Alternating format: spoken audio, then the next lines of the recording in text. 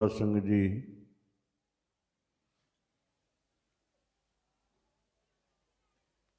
ਦੂਰੋਂ ਨੇੜਿਓਂ ਚੱਲ ਕੇ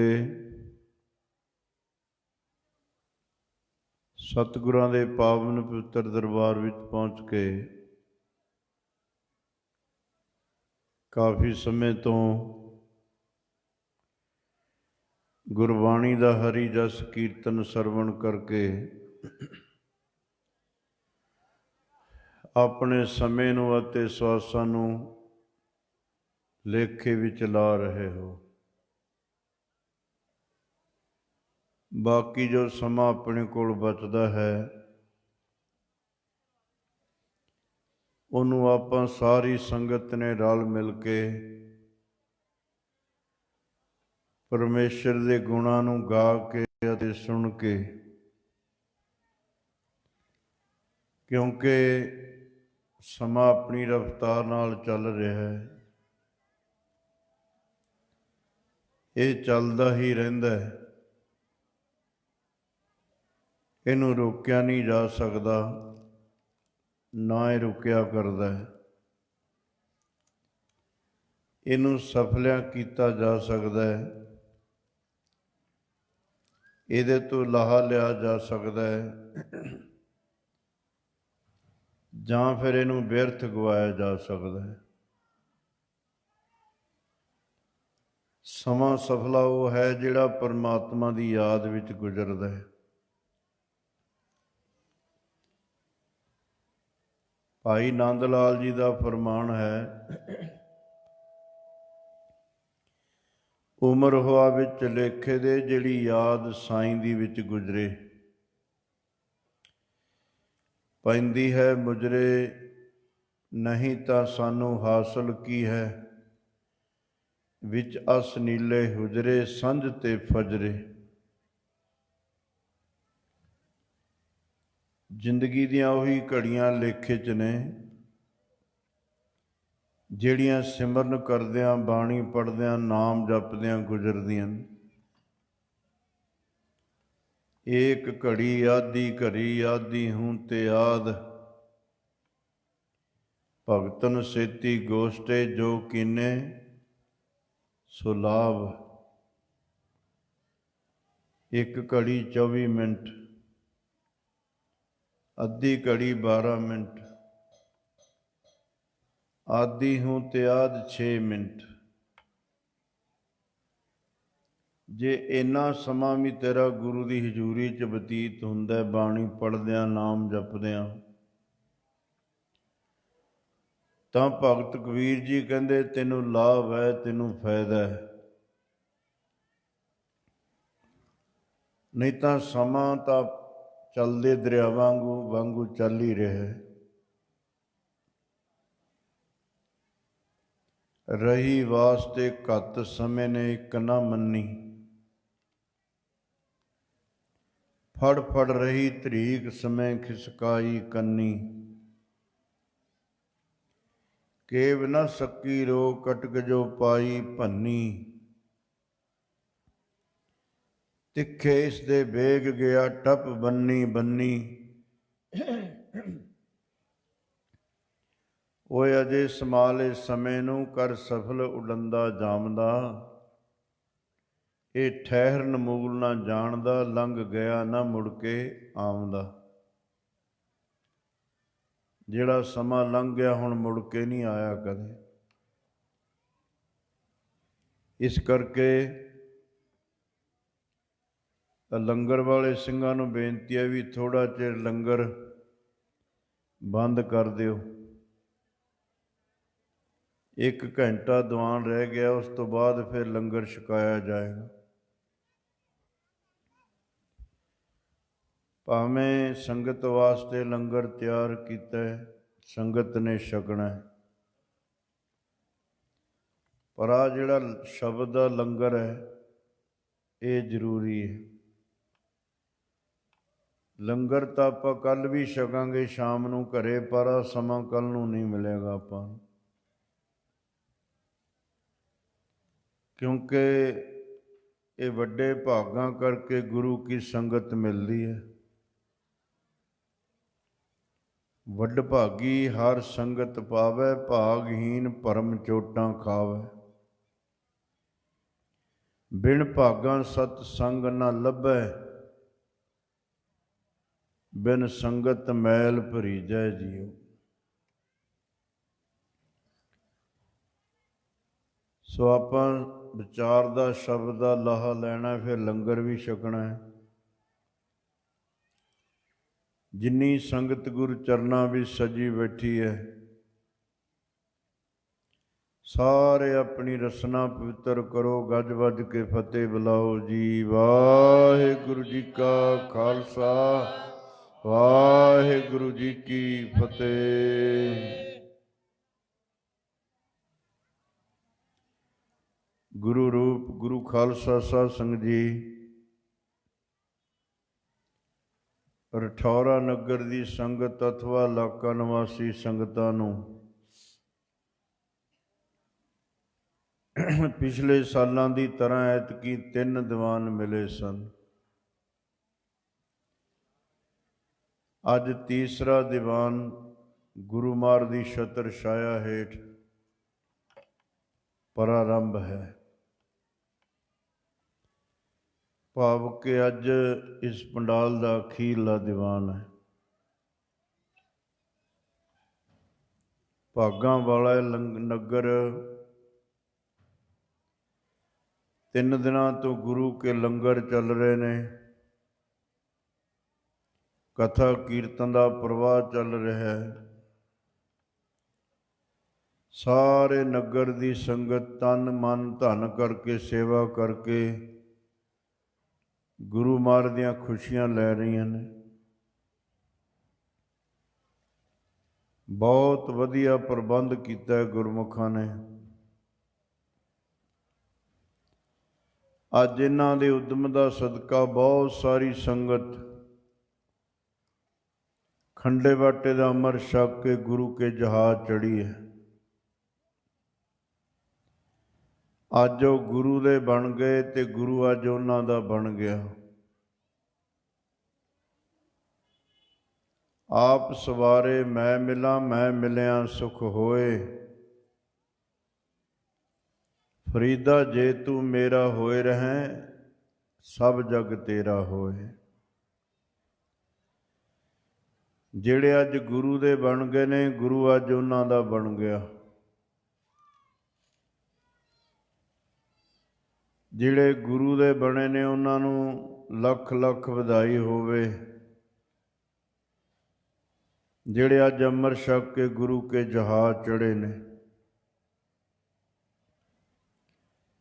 ਜਿਹੜੇ ਕਿਸੇ ਵਜ੍ਹਾ ਤੋਂ ਰਹਿ ਗਏ, ਤਿਆਰੀ ਨਹੀਂ ਕਰ ਸਕੇ ਜਾਂ ਲੇਟ ਹੋ ਗਏ, ਉਹਨਾਂ ਨੂੰ ਬੇਨਤੀ ਹੈ ਜਿੱਥੇ ਅੰਮ੍ਰਿਤ ਤਿਆਰ ਹੋਵੇ, ਅੰਮ੍ਰਿਤ ਗੁਰੂ ਦਾ ਹੈ।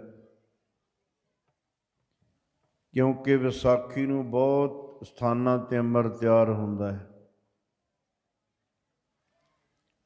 ਜਿੱਥੇ ਵੀ ਅੰਮ੍ਰਿਤ ਤਿਆਰ ਹੋਵੇ, ਅੰਮ੍ਰਿਤ ਗੁਰੂ ਦਾ ਹੈ, ਕਿਸੇ ਦਾ ਨਹੀਂ ਹੈ।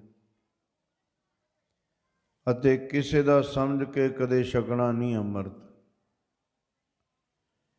ਅੰਮ੍ਰਿਤ ਗੁਰੂ ਦਾ ਸਮਝ ਕੇ ਛਕਣਾ ਵੀ ਅੰਮ੍ਰਿਤ ਗੁਰੂ ਦਾ। ਮੈਂ ਗੁਰੂ ਦਾ ਸਿੰਘ ਹਾਂ, ਕਿਸੇ ਦਾ ਸਿੰਘ ਨਹੀਂ ਮੈਂ। ਅੰਮ੍ਰਿਤ ਛਕ ਕੇ ਗੁਰੂ ਵਾਲੇ ਬਣ ਜਾਣਾ ਹੈ, ਨਗੁਰੇ ਨਹੀਂ ਰਹਿਣਾ ਹੈ। ਸੰਗਤਾਂ ਨੇ ਬਹੁਤ ਸ਼ਰਧਾ, ਬੜੇ ਪ੍ਰੇਮ ਦਾ ਸਬੂਤ ਦਿੱਤਾ ਹੈ। ਗੁਰੂ ਕਿਰਪਾ ਕਰੇ, ਸੰਗਤਾਂ ਦੇ ਸਿਰ 'ਤੇ ਮਿਹਰ ਭਰਿਆ ਹੱਥ ਰੱਖੇ, ਚੜ੍ਹਦੀ ਕਲਾ, ਸਿੱਖੀ ਦੀ ਦਾਤ, ਸੇਵਾ ਸਿਮਰਨ ਦੀ ਦਾਤ ਬਖਸ਼ਣ ਮਹਾਰਾਜ। ਆਪਣੀ ਵਿਚਾਰ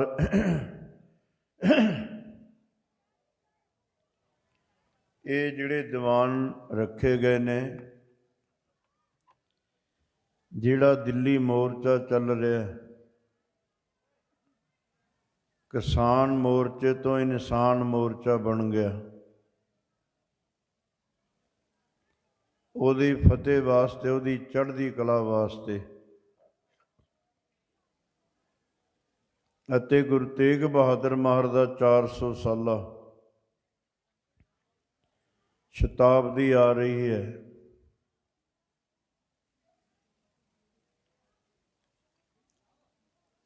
400 ਸਾਲਾਂ ਨੂੰ ਸਮਰਪਿਤ ਇਹ ਦੀਵਾਨ ਰੱਖੇ ਗਏ ਨੇ।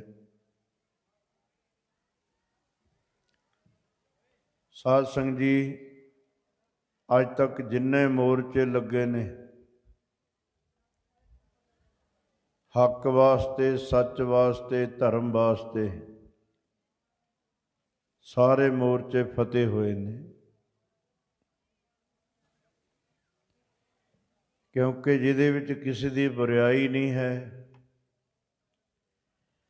ਕਿਸੇ ਦਾ ਨੁਕਸਾਨ ਨਹੀਂ ਹੈ, ਆਪਣੇ ਹੱਕਾਂ ਵਾਸਤੇ ਤਾਂ ਮੰਗਣਾ ਮੰਗ ਕਰਨੀ ਸਾਰਿਆਂ ਦਾ ਫਰਜ਼ ਬਣਦਾ ਹੈ। ਹੱਕ ਲੈਣੇ ਪੈਂਦੇ ਨੇ, ਹੱਕ ਦਿੰਦਾ ਨਹੀਂ ਹੁੰਦਾ ਕੋਈ। ਤਖਤ ਮਲਣੇ ਪੈਂਦੇ ਨੇ, ਤਖਤ ਕੋਈ ਦਿੰਦਾ ਨਹੀਂ ਹੁੰਦਾ ਹੈ। ਹੱਕ ਲੈਣੇ ਪੈਂਦੇ ਹੁੰਦੇ ਨੇ, ਹੱਕ ਕੋਈ ਦਿਆ ਨਹੀਂ ਕਰਦਾ ਹੈ। ਇਸ ਕਰਕੇ ਹੱਕ ਸੱਚ ਵਾਸਤੇ ਮੋਰਚਾ ਲੱਗਿਆ ਦਿੱਲੀ। ਇੱਕੋ ਹੀ ਦੁਨੀਆ ਦਾ ਅੰਦੋਲਨ ਹੈ, ਜਿਹਨੂੰ ਸਾਰੀ ਦੁਨੀਆ ਦਾ ਸਮਰਥਨ ਮਿਲਿਆ। ਸਾਰੀ ਦੁਨੀਆ ਦਾ ਇੱਕੋ ਹੀ ਅੰਦੋਲਨ ਹੈ, ਜਿਹਦੇ 'ਚ ਬਿਨਾਂ ਬੁਲਾਇਆ ਲੋਕ ਜਾ ਰਹੇ ਨੇ। ਇੱਕੋ ਹੀ ਅੰਦੋਲਨ ਹੈ ਜਿਹਦਾ ਪ੍ਰਬੰਧ ਆਪ ਅਕਾਲ ਪੁਰਖ ਕਰ ਰਿਹਾ ਹੈ।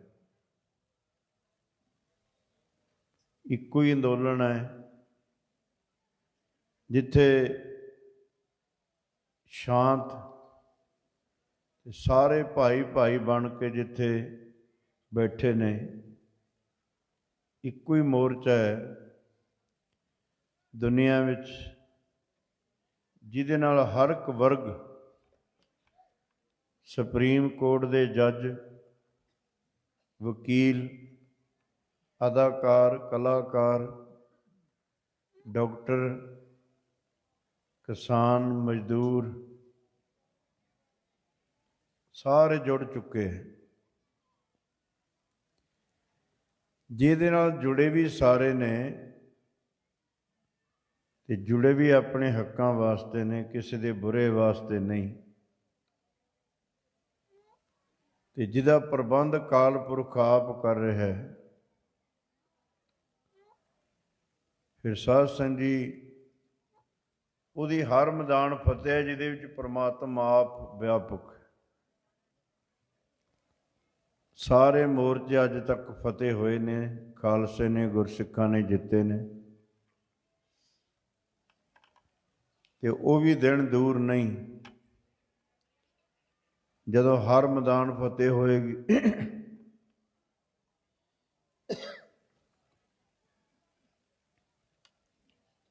ਅਤੇ ਗੁਰੂ ਤੇਗ ਬਹਾਦਰ ਮਹਾਰਾਜ ਦਾ 900 ਸਾਲਾ ਸ਼ਤਾਬਦੀ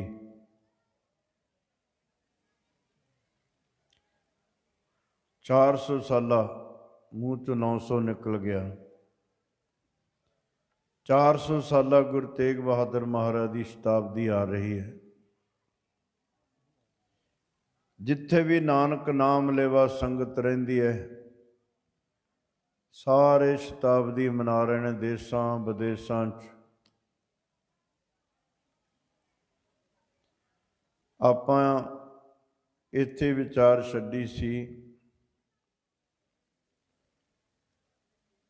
ਕਿ ਗੁਰੂ ਤੇਗ ਬਹਾਦਰ ਮਹਾਰਾਜ ਦੇ ਮਨ 'ਤੇ ਬੜਾ ਗਹਿਰਾ ਅਸਰ ਹੋਇਆ ਜਦੋਂ ਵੱਡਾ ਭਰਾ ਬਾਬਾ ਟਲ ਰਾਏ ਸਰੀਰ ਛੱਡ ਕੇ ਸੱਚਖੰਡ ਚਲੇ ਗਏ।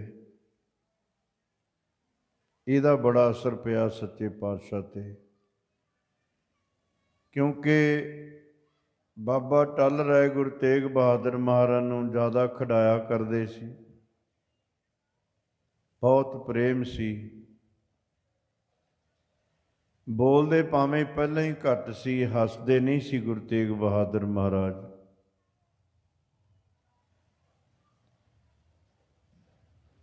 13 ਸਾਲ ਦੀ ਉਮਰ ਹੋ ਗਈ,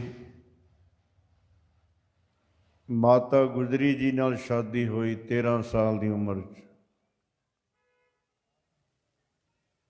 ਮਾਤਾ ਗੁਜਰੀ ਦੇ ਪਿਤਾ ਲਾਲ ਚੰਦ, ਮਾਤਾ ਬਿਸ਼ਨ ਕੌਰ, ਕਰਤਾਰਪੁਰ।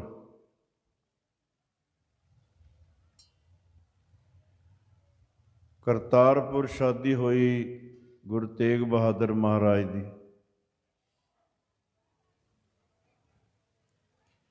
3-4 ਮਹੀਨੇ ਹੋਏ ਸੀ ਅਜੇ ਵਿਆਹ ਹੋਇਆਂ ਨੂੰ, ਤੇ ਚੌਥਾ ਜੰਗ ਕਰਤਾਰਪੁਰ ਦਾ 75,000 ਫੌਜ ਲੈ ਕੇ ਕਾਲੇ ਖਾਂ ਤੇ ਪੈਂਦੇ ਖਾਂ, ਜਿਹਨੂੰ ਮਹਾਰਾਜ ਨੇ ਆਪ ਪਾਲਿਆ ਸੀ, ਪੈਂਦੇ ਖਾਂ ਨੂੰ ਅਕਿਰਤਕਣ ਹੋ ਗਿਆ, ਚੜ੍ਹ ਕੇ ਆ ਗਿਆ ਮਹਾਰਾਜ ਤੇ।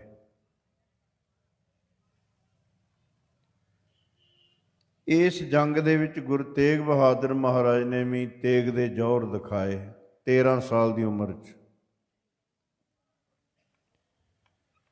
ਸਵੇਰ ਦਾ ਜੰਗ ਚੱਲ ਰਿਹਾ ਹੈ, ਦੁਪਹਿਰ ਢਲ ਚੁੱਕੀ ਹੈ। ਮਾਤਾ ਨਾਨਕੀ ਆਪਣੇ ਪੁੱਤਰ ਦਾ ਤੇ ਮਾਤਾ ਗੁਜਰੀ ਆਪਣੇ ਪਤੀ ਦਾ ਜੰਗ ਦੇਖ ਰਹੀ ਕੋਠੇ ਤੇ ਖੜ੍ਹ ਕੇ। ਅਜੇ 4 ਮਹੀਨੇ ਹੋਏ ਨੇ ਕਿ ਪਤੀ ਜੰਗ ਕਰ ਰਿਹਾ ਹੈ, ਤੇਗੇ ਤੇ ਤੇਗਾ ਖੜਕ ਰਿਹਾ ਹੈ। ਸ਼ਹੀਦ ਹੋ ਕੇ ਗੁਰੂ ਕੇ ਸਿੱਖ ਅਤੇ ਦੁਸ਼ਮਣ ਦੀਆਂ ਫੌਜਾਂ ਡਿੱਗਦੀਆਂ ਧਰਤੀ ਤੇ। ਮਾਤਾ ਗੁਜਰੀ ਦੇਖ ਰਹੀ ਹੈ ਗੁਰੂ ਤੇਗ ਬਹਾਦਰ ਮਹਾਰਾਜ ਨੂੰ ਜੰਗ ਕਰਦੇ ਆ।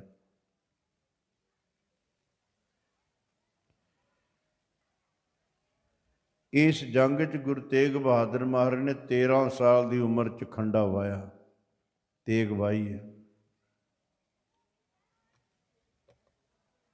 ਤੇਗ ਦੇ ਧਨੀ ਨਹੀਂ, ਧਨੀ ਵੀ ਸੀ, ਇਹ ਨਹੀਂ ਸੀ ਇਕੱਲਾ ਨਾ ਹੀ ਤੇਗ ਬਹਾਦਰ ਸੀ, ਤੇਗ ਦੇ ਧਨੀ ਸਨ ਮਹਾਰਾਜ।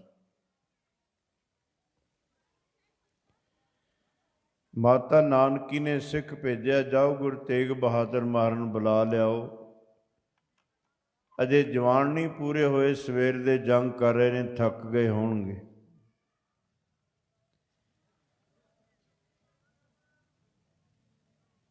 ਲਾਂਗਰੀ ਸਿੰਘਾਂ ਨੇ ਸ਼ਾਇਦ ਬੇਨਤੀ ਨਹੀਂ ਸੁਣੀ। ਇੱਕ ਵਾਰੀ ਹੋਰ ਕਰਕੇ ਵੇਖ ਲਓ, ਫਿਰ ਆਪਾਂ ਸਮਾਪਤੀ ਹੋਈ 9 ਵਜੇ ਕਰ ਹੀ ਦੇਣੀ। ਫਿਰ ਭਾਵੇਂ ਸਾਰੀ ਰਾਤ ਲੰਗਰ ਚਲਾਈ ਰੱਖਿਓ।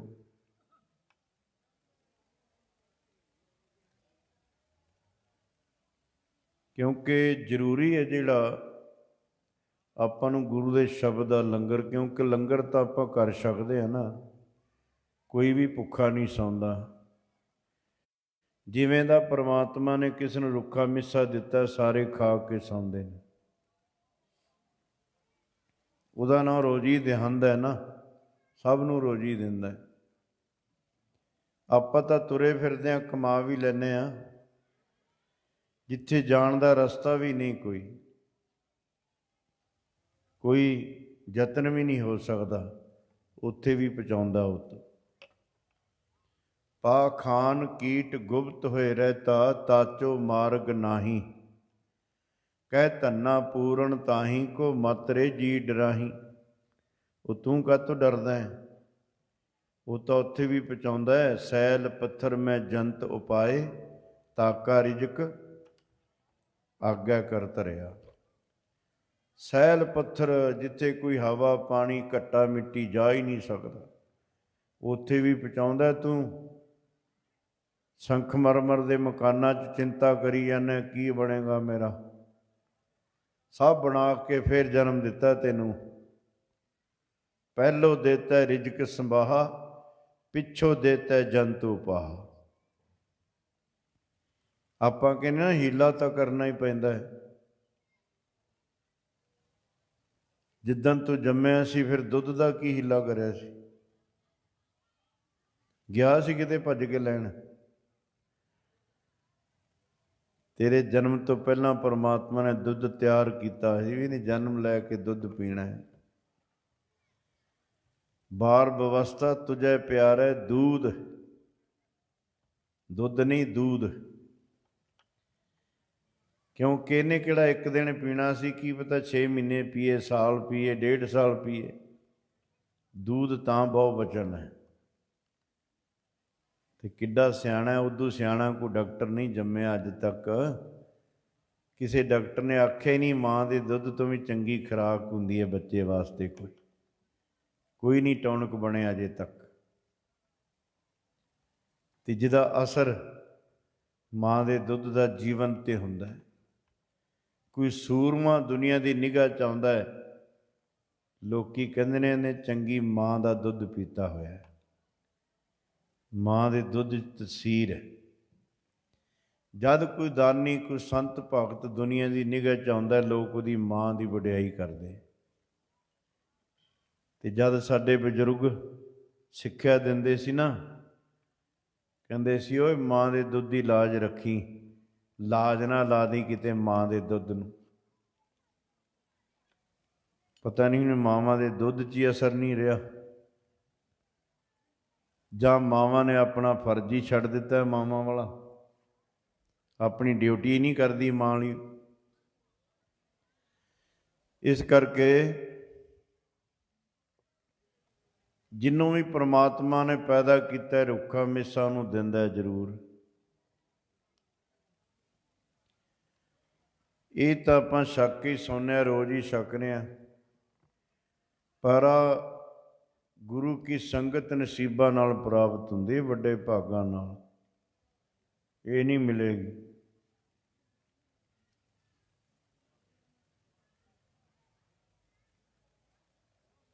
ਚਾਰ ਜੰਗ ਕੀਤੇ ਛੇਵੇਂ ਪਾਤਸ਼ਾਹ ਮਹਾਰਾਜ ਨੇ। ਚੌਥਾ ਜੰਗ ਕਰਤਾਰਪੁਰ ਹੋਇਆ। ਜੰਗ ਫਤਿਹ ਕਰਕੇ ਦੇਖਿਆ ਮਹਾਰਾਜ ਨੇ, ਜਿਹੜੀ ਅੰਮ੍ਰਿਤਸਰ ਵਾਲੀ ਸੜਕ ਜਾਂਦੀ ਹੈ ਲਾਹੌਰ ਨੂੰ, ਦਿੱਲੀ ਤੋਂ ਮਗਰੋਂ ਚੱਲਦੀ ਹੈ ਦੂਰ ਤੋਂ, ਇੱਥੋਂ ਕੋਈ ਨਾ ਕੋਈ ਸੂਬਾ ਨਵਾਬ ਲੰਘਦਾ ਰਹਿੰਦਾ, ਜੰਗ ਦਾ ਕਾਰਨ ਬਣਿਆ ਰਹਿੰਦਾ। ਹੁਣ ਮਹਾਰਾਜ ਇੱਕ ਪਾਸੇ ਇਕਾਂਤ ਬਾਬੇ ਗੁਰਦਿੱਤਾ ਜੀ ਨੂੰ ਭੇਜਿਆ, ਜਾਓ ਨਗਰ ਵਸਾਓ, ਇੱਧਰ ਪਹਾੜੀ ਇਲਾਕੇ ਜਗ੍ਹਾ ਦੇਖੋ ਜਾ ਕੇ। ਕੀਰਤਪੁਰ ਸਾਹਿਬ ਦਾ ਇਲਾਕਾ ਦੇਖਿਆ ਬਾਬਾ ਗੁਰਦਿੱਤਾ ਜੀ ਨੇ।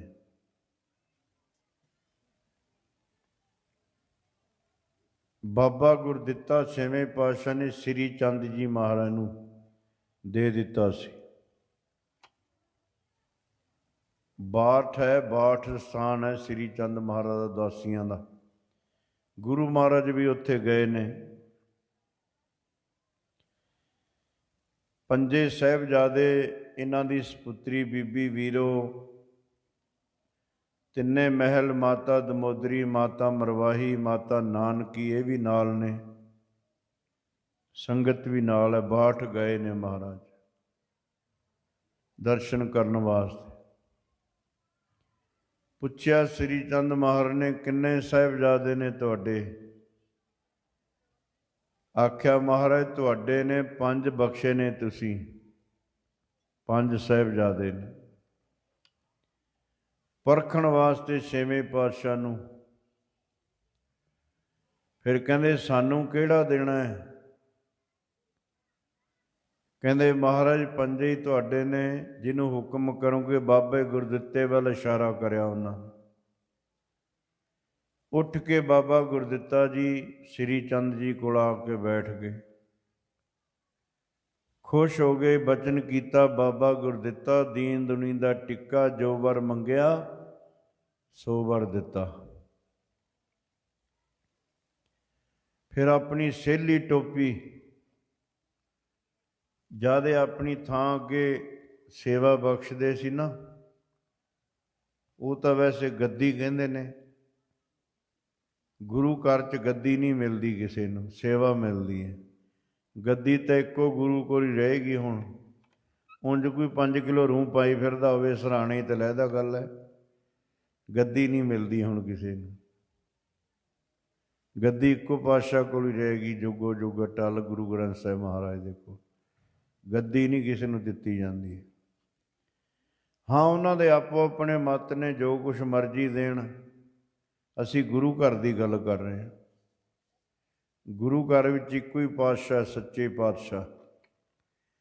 ਜਿੱਥੇ ਚੰਦੋਆ ਲੱਗਦਾ, ਚੌਰ ਸਾਹਿਬ ਝੂਲਦਾ, ਤਖਤ ਲੱਗਦਾ, ਜਿਹਦੇ ਅੱਗੇ ਭੇਟਾਂ ਅਰਪਦੀਆਂ ਕਿ ਅਰਦਾਸਾਂ ਹੁੰਦੀਆਂ ਨੇ ਸੱਚੇ ਪਾਤਸ਼ਾਹ ਦੇ ਅੱਗੇ। ਇੱਕੋ ਹੀ ਹੈ, ਇੱਕੋ ਹੀ ਰਹੇਗਾ ਜਿੰਨਾ ਚਿਰ ਸੰਸਾਰ ਹੈਗਾ। ਜਦੋਂ ਸੰਸਾਰ ਨਾ ਹੋਇਆ, ਗੁਰੂ ਮਹਾਰਾਜ ਉਦੋਂ ਵੀ ਹੋਣਗੇ। ਆਦਿ ਸੱਚ ਜੁਗਾਦ ਸੱਚ, ਹੈ ਭੀ ਸੱਚ, ਨਾਨਕ ਹੋਸੀ ਭੀ ਸੱਚ। ਹੁਣ ਵੀ, ਪਹਿਲਾਂ ਵੀ ਸੱਚ ਸੀ, ਹੁਣ ਵੀ ਸੱਚ ਹੈ, ਅਤੇ ਜਦੋਂ ਸੰਸਾਰ ਨਾ ਹੋਏਗਾ ਉਦੋਂ ਵੀ ਸੱਚ ਰਹੇਗਾ। ਸਾਨੂੰ ਗੁਰੂ ਗ੍ਰੰਥ ਸਾਹਿਬ ਮਹਾਰਾਜ ਦੇ ਲੜ ਲਾਏ। ਸੰਗਤ 'ਚ ਸਿਆਣੇ ਬੈਠੇ ਹੋ, ਸੂਝਵਾਨ ਬੈਠੇ ਹੋ। ਉੱਧਰ ਸਰਪੰਚ ਕਹਿੰਦੇ ਨੇ, ਤੁਸੀਂ ਪ੍ਰਧਾਨ ਕਹਿੰਦੇ ਨੇ। ਪ੍ਰਧਾਨ ਵੀ ਬੈਠੇ ਨੇ ਕਈ ਵਿੱਚ, ਬੜਿਆਂ ਨੂੰ ਅਸੀਂ ਜਾਣਦੇ ਹਾਂ। ਉਹ ਬਲੀਆ ਨਕਲੀ ਵਾਲਿਆਂ ਨੂੰ ਵੀ ਬੈਠੇ ਨੇ ਵਿੱਚ। ਹੋਰ ਦੂਰੋਂ ਦੂਰੋਂ ਸੰਗਤ ਆਈ ਹੈ। ਕਿੱਡੀ ਵਿਚਾਰ ਦੀ ਗੱਲ ਹੈ ਕਿ ਜਿੱਥੇ ਵੀ ਗੁਰੂ ਕਾ ਸਿੱਖ ਬੈਠਾ, ਇੱਕੋ ਗੁਰੂ ਅੱਗੇ ਮੱਥਾ ਟੇਕ ਰਿਹਾ। ਅਮਰੀਕਾ 'ਚ ਵੀ ਇਹੀ ਗੁਰੂ ਹੈ, ਇੰਗਲੈਂਡ ਵਿੱਚ ਵੀ, ਕੈਨੇਡਾ 'ਚ ਵੀ, ਜਰਮਨ 'ਚ ਵੀ, ਇਟਲੀ, ਪੰਜਾਬ 'ਚ ਵੀ, ਹਰਿਆਣੇ 'ਚ ਵੀ, ਯੂਪੀ 'ਚ, ਗੁਜਰਾਤ, ਸਾਰੇ ਇੱਕੋ ਹੀ ਗੁਰੂ ਪ੍ਰਕਾਸ਼ ਹੁੰਦਾ ਹੈ। ਇੱਕੋ ਹੀ ਗੁਰੂ ਦਾ ਹੁਕਮ ਸੁਣਦੀ ਹੈ ਸੰਗਤ। ਇੱਕੋ ਹੀ ਗੁਰੂ ਦੇ ਅੱਗੇ ਭੇਟਾ ਅਰਪ ਰਹੀ ਹੈ। ਉਪਦੇਸ਼ ਵੀ ਇੱਕੋ ਹੀ ਹੈ। ਇਹ ਨਹੀਂ ਕਿ ਇੰਗਲੈਂਡ ਵਾਲਿਆਂ ਦਾ ਹੋਰ ਹੈ ਅਤੇ ਅਫਰੀਕਾ ਵਾਲਿਆਂ ਦਾ ਹੋਰ ਹੈ। ਇੱਕੋ ਹੀ ਹੈ। ਦੇਖ ਲਓ ਕਿੱਡੀ ਦੂਰ ਅੰਦੇਸ਼ੀ ਹੈ ਸੱਚੇ ਪਾਤਸ਼ਾਹ ਮਹਾਰਾਜ ਦੀ। ਫਿਰ ਇਹ ਵੀ ਨਹੀਂ ਕਹਿਣਾ ਪਏਗਾ ਪਹਿਲਾਂ ਵਾਲਾ ਗੁਰੂ ਚੰਗਾ ਸੀ, ਹੁਣ ਵਾਲਾ ਗੁਰੂ ਉਹੋ ਜਿਹਾ ਨਹੀਂ ਹੈ। ਜਿੱਥੇ ਸਰੀਰ ਗੁਰੂ ਬਣਾਇਆ ਜਾਂਦਾ ਨਾ, ਸਰੀਰ ਤਾਂ ਮਰੇਗਾ ਭਾਵੇਂ ਕੋਈ ਵੀ ਹੈ, ਫਿਰ ਹੋਰ ਗੁਰੂ ਬਣਦਾ ਉਹਦੀ ਥਾਂ 'ਤੇ। ਫਿਰ ਕਹਿੰਦੇ ਨੇ ਪਹਿਲਾਂ ਵਾਲਾ ਚੰਗਾ ਸੀ, ਉਹਦਾ ਸੁਭਾਅ ਵੀ ਚੰਗਾ ਸੀ, ਉਹਦਾ ਰੰਗ ਰੂਪ ਵੀ ਚੰਗਾ ਸੀ। ਆ ਜਿਹੜਾ ਹੁਣ ਬਣਿਆ ਨਾ, ਉਹੋ ਜਿਹਾ ਨਹੀਂ ਹੈਗਾ। ਇਹ ਕੁਦਰਤੀ ਬਦਲ ਜਾਂਦਾ ਹੁੰਦਾ, ਪਰ ਸਾਡਾ ਜੁਗੋ ਜੁਗ ਅਟਲ ਲਗਾ ਮਾਤਰ ਨਹੀਂ ਬਦਲੇਗੀ ਕੋਈ। ਨਾ ਮਰਿਆਦਾ ਬਦਲੇਗੀ, ਨਾ ਸੱਚੇ ਪਾਤਸ਼ਾਹ ਦਾ ਉਪਦੇਸ਼ ਬਦਲੇਗਾ। ਸਾਨੂੰ ਇੱਕ ਦਾ ਪੁਜਾਰੀ ਬਣਾਇਆ, ਇੱਕੋ ਨੂੰ ਹੀ ਮੰਨਣਾ, ਇੱਕੋ ਨੂੰ ਹੀ ਪੂਜਣਾ, ਇੱਕੋ ਹੀ ਅੱਗੇ ਅਰਦਾਸ ਕਰਨੀ, ਇੱਕੋ ਨੂੰ ਹੀ ਸਿਮਰਨਾ, ਇੱਕੋ ਦਾ ਹੀ ਲੜ ਫੜਨਾ ਸਿੱਖ ਨੇ। ਏਕੋ ਸਿਮਰੋ ਨਾਨਕਾ, ਜੋ ਜਲ ਥਾ ਰਿਹਾ ਸਮਾਏ, ਦੂਜਾ ਕਾਹੇ ਸਿਮਰੀਐ, ਜੋ ਜੰਮੈ ਤੈ ਮਰ ਜਾਏ। ਉਹਨੂੰ ਕੀ ਸਿਮਰਨਾ? ਸਿਮਰੋ ਉਹਨੂੰ ਜਿਹੜਾ ਜੁਗੋ ਜੁਗ ਅਟਲ ਰਹਿਣ ਵਾਲਾ ਹੈ। ਏਕੋ ਸਿਮਰੋ ਨਾਨਕਾ, ਏਕੋ ਸਿਮਰੋ ਨਾਨਕਾ,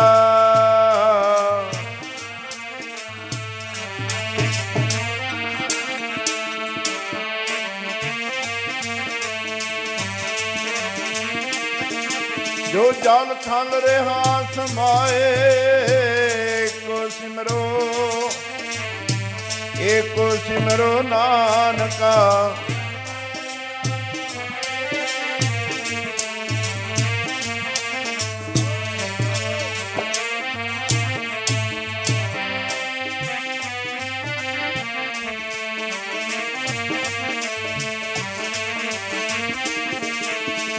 ਦੂਜਾ ਕਾਹੇ ਸਿਮਰਿਐ, ਦੂਜਾ ਕਾਹੇ ਸਿਮਰਿਐ,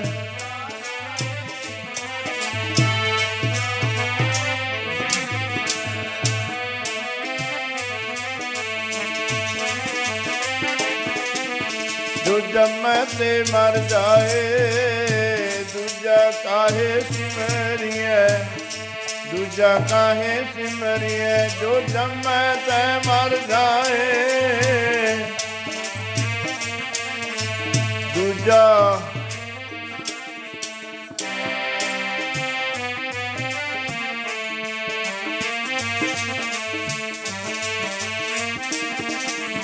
ਏਕੋ ਸਿਮਰੋ ਨਾਨਕਾ ਜੋ ਜਲਤਾ ਰਿਹਾ ਸਮਾ। ਦੂਜਾ ਕਾਹੇ ਸਿਮਰਿਐ ਜੋ ਜਮੈ ਤੈ ਮਰ ਜਾਏ।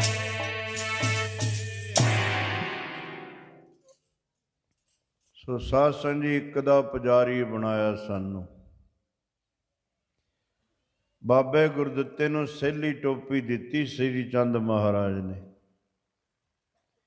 ਫਿਰ ਬਾਬੇ ਗੁਰਦਿੱਤੇ ਨੇ ਗੁਰੂ ਘਰ ਦੇ ਵਿੱਚ ਮਿਲਾ ਦਿੱਤੀ ਲਿਆ ਕੇ। ਬਾਬਾ ਗੁਰਦਿੱਤਾ ਜੀ ਨੂੰ ਭੇਜਿਆ, ਜਾਓ ਤੁਸੀਂ ਇੱਧਰ ਦੇਖੋ ਜਾ ਕੇ ਜਗ੍ਹਾ। ਬਾਬਾ ਗੁਰਦਿੱਤਾ ਜੀ ਨੇ ਫਿਰ ਕੀਰਤਪੁਰ ਸਾਹਿਬ ਵਾਲੀ ਜਗ੍ਹਾ, ਇੱਕ ਪਾਸੇ ਦਰਿਆ ਸਤਲੁਜ, ਇੱਕ ਪਾਸੇ ਪਹਾੜੀ, ਇੱਕ ਪਾਸੇ ਮੈਦਾਨੀ ਇਲਾਕਾ, ਬੜੀ ਰਮਣੀਕ ਜਗ੍ਹਾ।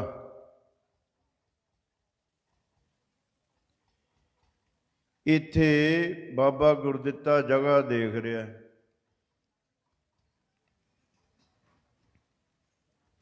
ਪੀਰ ਬੁੱਢਣ ਸ਼ਾਹ ਮਿਲਿਆ ਇਹਨਾਂ ਨੂੰ।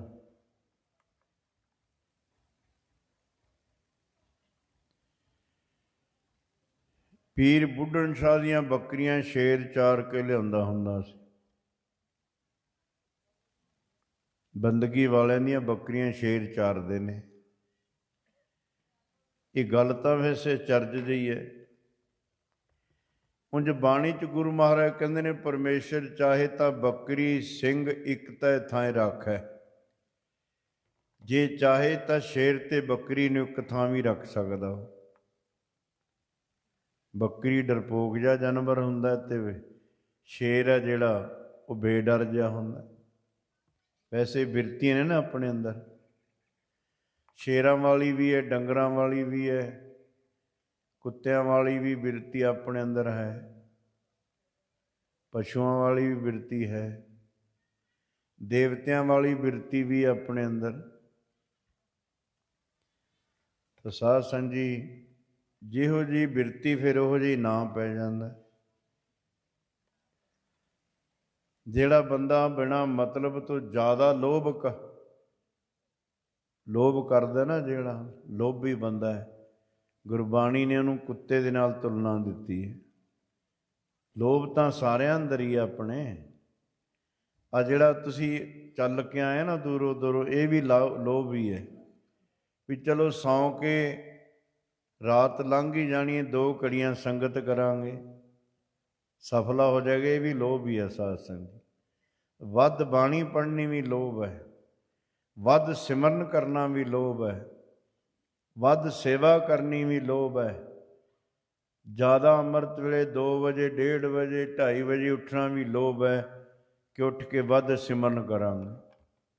ਇਹ ਸੁਖਦਾਈ ਲੋਭ ਹੈ। ਤੇ ਹੁਣ ਆਪਾਂ ਕੰਮਕਾਰ ਕਰਦੇ ਹਾਂ ਨਿਰਵਾਹ ਵਾਸਤੇ, ਇਹ ਵੀ ਲੋਭ ਹੀ ਹੈ। ਕਿਸੇ ਹੱਦ ਤੱਕ ਲੋਭ ਰਹੇ ਫਿਰ ਤਾਂ ਠੀਕ ਹੈ। ਤੇ ਜੇ ਜਦੋਂ ਲੋਭ ਹੱਦ ਟੱਪ ਜਾਂਦਾ ਨਾ, ਕਿਉਂਕਿ ਲੋਭ ਨੂੰ ਕੁੱਤਾ ਆਖਿਆ ਬਾਣੀ 'ਚ, ਲੱਭ ਕੁੱਤਾ ਕੂੜ ਚੂੜਾ ਠੱਗ ਖਾਧਾ ਮੁਰਦਾਰ। ਕਿਸੇ ਨੇ ਠੱਗੀ ਮਾਰਨੀ, ਮਰੇ ਡੰਗਰ ਦਾ ਮਾਸ ਖਾਣ ਦੇ ਬਰਾਬਰ। ਕੂੜ ਬੋਲ ਮੁਰਦਾਰ ਖਾਏ, ਅਵਰੀ ਨੂੰ ਸਮਝਾਵਣ ਜਾਏ। ਇਹ ਮੁਰਦਾਰ ਖਾਣਾ ਹੈ। ਲੱਭ ਕੁੱਤਾ, ਲੋਭ ਨੂੰ ਕੁੱਤਾ ਆਖਿਆ। ਕੁੱਤਾ ਜੇ ਹੋਵੇ ਠੀਕ, ਫਿਰ ਤਾਂ ਰਾਖੀ ਨਹੀਂ ਕਰਦਾ ਘਰ ਦੀ। ਘਰ ਦੇ ਆਰਾਮ ਨਾਲ ਪਏ ਨੇ, ਕੁੱਤਾ ਚਿੜੀ ਨਹੀਂ ਫੜਕਣ ਦਿੰਦਾ ਰਾਤ ਨੂੰ। ਵੈਸੇ ਤਾਂ ਚਿੜੀਆਂ ਹੁੰਦੀਆਂ ਹੀ ਨਹੀਂ। ਉਂਝ ਇਹ ਵੀ ਰਾਖੀ ਕਰਦਾ, ਚਿੜੀ ਫੜਕਣ ਨਹੀਂ ਦਿੰਦਾ। ਹੁਣ ਤਾਂ ਹੈ ਹੀ ਨਹੀਂ ਵਿਚਾਰੀਆਂ, ਪਤਾ ਨਹੀਂ ਕਿੱਧਰ ਗਈਆਂ, ਫੜਕਣਾ ਉਹਨਾਂ ਨੇ ਕੀ। ਜੇ ਦੇਖਣੀਆਂ ਨਾ ਦਰਬਾਰ ਸਾਹਿਬ ਸਵੇਰੇ ਜਿੰਨੀਆਂ ਬੇਰੀਆਂ ਨੇ, ਲਾਚੀ ਬੇਰੀ, ਬਾਬਾ ਬੁੱਢਾ ਸਾਹਿਬ ਵਾਲੀ ਬੇਰੀ, ਦੁੱਖ ਭੰਜਨੀ ਬੇਰੀ, ਉਨੇ ਪੱਤੇ ਨਹੀਂ ਹੁੰਦੇ ਜਿੰਨੀਆਂ ਚਿੜੀਆਂ ਬੈਠੀਆਂ ਹੁੰਦੀਆਂ ਬੇਰੀਆਂ ਦੇ ਉੱਤੇ। ਉੱਥੇ ਕਿੱਥੋਂ ਆ ਜਾਂਦੀਆਂ ਨੇ ਸਾਧ ਸੰਗਤ? ਤਾਂ ਆ ਜਾਂਦੇ ਨੇ। ਕੋਈ ਦਿਮਾਗ ਫੇਰੇ ਵਾਲਾ ਇਹ ਨਾ ਕਹਿ ਦੇਵੇ ਬਾਣੀ 'ਚ ਲਿਖਿਆ ਚਿੜੀ ਚੌਕੀ ਪਹੁ ਫੁੱਟੀ ਵਗਣ ਬਹੁਤ ਤਰੰਗ ਅਚਰਜ ਰੂਪ ਸੰਤਨ ਰਚੇ ਨਾਨਕ ਨਾਮੈ ਰੰਗ। ਵੀ ਚਿੜੀਆਂ ਤਾਂ ਹੈ ਹੀ ਨਹੀਂ, ਕਿੱਥੇ ਚੂਕਦੀਆਂ ਨੇ। ਆਪਣੇ ਨਹੀਂ ਹੈਗੀਆਂ, ਬਾਹਰਲੇ ਦੇਸ਼ਾਂ ਤਾਂ ਉਸ ਨੇ ਡਾਰਾਂ, ਜਿਵੇਂ ਕਈ ਹਜ਼ਾਰ ਚਿੜੀ ਇਕੱਠੀ ਉੱਡਦੀ ਸੀ ਨਾ ਡਾਰ ਜੀ ਬਣ ਕੇ, ਅਜੇ ਵੀ ਹੈਗੀਆਂ, ਇੱਥੇ ਵੀ ਹੈਗੀਆਂ ਨੇ। ਕਈ ਦਿਮਾਗ ਫਿਰਿਆ ਹੋਇਆ ਨਾ ਕਈਆਂ ਦਾ, ਉਹ ਸਰੋਵਰਾਂ 'ਤੇ ਗੁਰੂ ਕੇ ਸਥਾਨਾਂ 'ਤੇ ਉਹਨਾਂ 'ਤੇ ਸਵਾਲ ਕਰਦੇ ਨੇ।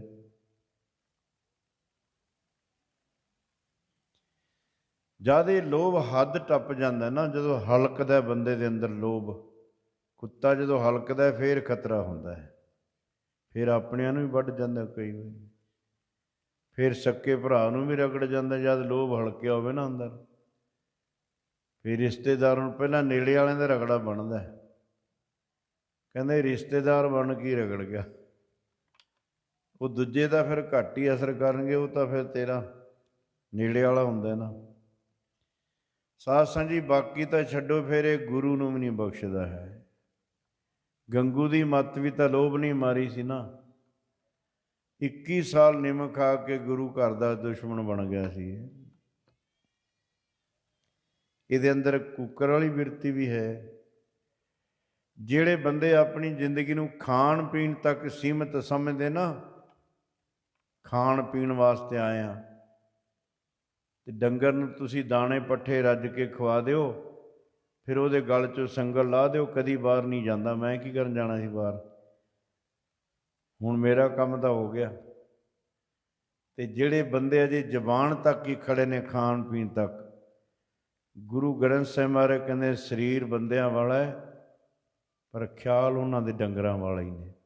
ਕਰਤੂਤ ਪਸ਼ੂ ਕੀ ਮਾਨਸ ਜਾਤ। ਫਿਰ ਤੇਰੇ ਵਿੱਚ ਪਸ਼ੂਆਂ ਵਾਲੀ ਬਿਰਤੀ ਵੀ ਹੈ, ਦੇਵਤਿਆਂ ਵਾਲੀ ਬਿਰਤੀ, ਜਿਨ੍ਹਾਂ ਦੇ ਚੰਗੇ ਸੁਭਾਅ ਨੇ। ਲੋਕੀ ਕਹਿੰਦੇ ਨੇ ਉਹ ਤਾਂ ਦੇਵਤਿਆਂ ਵਰਗਾ ਜੀ, ਉਹਦਾ ਕੀ ਅੰਤ ਹੈ, ਉਹ ਤਾਂ ਬੰਦਾ ਦੇਵਤਾ ਹੀ ਹੈ। ਲੋਕੀ ਉਹਨੂੰ ਖਿਤਾਬ ਦੇਈ ਜਾਂਦੇ ਨੇ। ਫਿਰ ਤਾਂ ਜਿਹੋ ਜਿਹੀ ਤੇਰੀ ਬਿਰਤੀ, ਤੇਰਾ ਉਹੋ ਜਿਹੇ ਨਾਮ ਪੈ ਜਾਏਗਾ।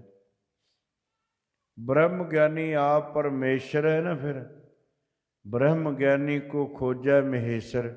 ਬ੍ਰਹਮ ਗਿਆਨੀ ਕੋ ਵਿੱਚ ਹਾਹਾ ਹੈ, ਜਦ ਉਸਤਾਦ ਪੜ੍ਹਾਉਂਦਾ ਫਿਰ ਕਹਿੰਦਾ ਹਾਹਾ ਵੀ ਪੜ੍ਹ ਵਿੱਚ। ਬ੍ਰਹਮ ਗਿਆਨੀ, ਬ੍ਰਹਮ ਗਿਆਨੀ ਨਹੀਂ। ਫਿਰ ਉਹ ਕਹਿੰਦਾ ਬ੍ਰਹਮ ਗਿਆਨੀ ਕੋ ਖੋਜੈ ਮਹੇਸ਼ਰ, ਨਾਨਕ ਬ੍ਰਹਮ ਗਿਆਨੀ ਆਪ ਪਰਮੇਸ਼ਰ। ਫਿਰ ਹੁੰਦਾ ਤਾਂ ਉਹ ਵੀ ਸਰੀਰ ਹੀ ਨਾ, ਪਰਮੇਸ਼ਰ ਦਾ ਰੂਪ ਹੀ ਬਣ ਜਾਂਦਾ ਫਿਰ। ਇਸ ਕਰਕੇ ਜਿਹੋ ਜਿਹੀ ਬਿਰਤੀ ਹੈ ਉਹੋ ਜਿਹਾ ਸੰਸਾਰ ਦਿਖਦਾ ਫਿਰ ਉਹਨੂੰ। ਜਿਹਦਾ ਮਨ ਮੈਲਾ ਹੈ ਨਾ, ਬਿਰਤੀ ਮੈਲੀ ਹੈ, ਉਹਨੂੰ ਸਾਰਾ ਸੰਸਾਰ ਹੀ ਮੈਲਾ ਦਿਸੀ ਜਾਂਦਾ। ਅਤੇ ਜਿਹਦਾ ਮਨ ਸ਼ੁੱਧ ਹੈ ਉਹਨੂੰ ਸਾਰਾ ਸੰਸਾਰ ਹੀ ਚੰਗਾ ਦਿਸੀ ਜਾਂਦਾ। ਬਿਮਾਰੀ ਤੇਰੇ ਅੰਦਰ ਹੈ, ਦਿਸ ਤੈਨੂੰ ਦੂਜੇ ਦੇ ਅੰਦਰ ਰਹੀ ਹੈ। ਤੂੰ ਆਪਣੇ ਅੰਦਰੋਂ ਛੱਡ ਦੇ, ਦੂਜੇ ਦੇ ਅੰਦਰੋਂ ਆਪ ਹੀ ਚਲੀ ਜਾਊ। ਛੱਡ ਤੂੰ ਨਹੀਂ ਰਿਹਾ। ਹੁਣ ਮੂੰਹ ਆਪਣੇ 'ਤੇ ਕਾਲਖ ਲੱਗੀ ਤੇ ਕਸੂਰ ਸ਼ੀਸ਼ੇ ਦਾ ਕੱਢੀ ਜਾਂਦਾ ਤੂੰ। ਜਿਹੋ ਜਿਹਾ ਮੂੰਹ ਹੋਏਗਾ ਸ਼ੀਸ਼ੇ ਜਿਹੋ ਜਿਹੇ ਦਿਸੇਗਾ ਨਾ, ਬਸ ਤੇਰਾ ਅੰਤਸ਼ਕਰਨ ਦੂਜਿਆਂ ਵਿੱਚ ਆਪਣਾ ਸਰੂਪ ਦੇਖ ਰਿਹਾ। ਇੱਥੇ ਗੱਲਾਂ ਜੀ ਦੀ ਆਵਾਜ਼ ਆਉਂਦੀ, ਪਤਾ ਨਹੀਂ ਕੌਣ, ਉਹਨੂੰ ਕਹ ਬਾਹਰ ਚਲੇ ਉੱਧਰ। ਜੇ ਤੈਨੂੰ ਗੁਰੂ ਕੀ ਕਥਾ ਨਹੀਂ ਚੰਗੀ ਲੱਗਦੀ, ਉੱਧਰ ਚਲੇ ਜਾ ਬਾਹਰ, ਕੁਸਰ ਕੁਸਰ ਕਰੀ ਜਾਂਦੇ ਨੇ ਵਿੱਚ ਬੈਠੇ।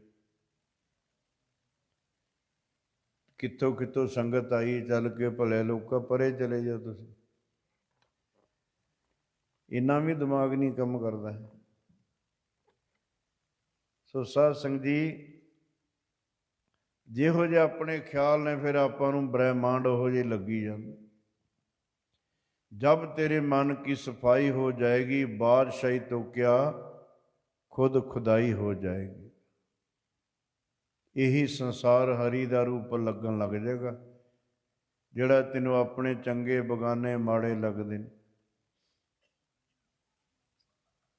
ਜਿਹੋ ਜਿਹੀ ਬਿਰਤੀ ਫਿਰ ਉਹੋ ਜਿਹੇ ਨਾਂ ਪੈ ਜਾਂਦਾ ਹੈ। ਇਹ ਆਪਣੇ ਅੰਦਰ ਬਿਰਤੀਆਂ ਨੇ। ਸ਼ੇਰ ਵਾਲੀ ਵੀ ਬਿਰਤੀ ਹੈ, ਬੱਕਰੀਆਂ ਵਾਲੀ ਵੀ ਹੈ। ਬੱਕਰੀ ਦੀ ਬਿਰਤੀ ਕੀ ਹੁੰਦੀ ਹੈ?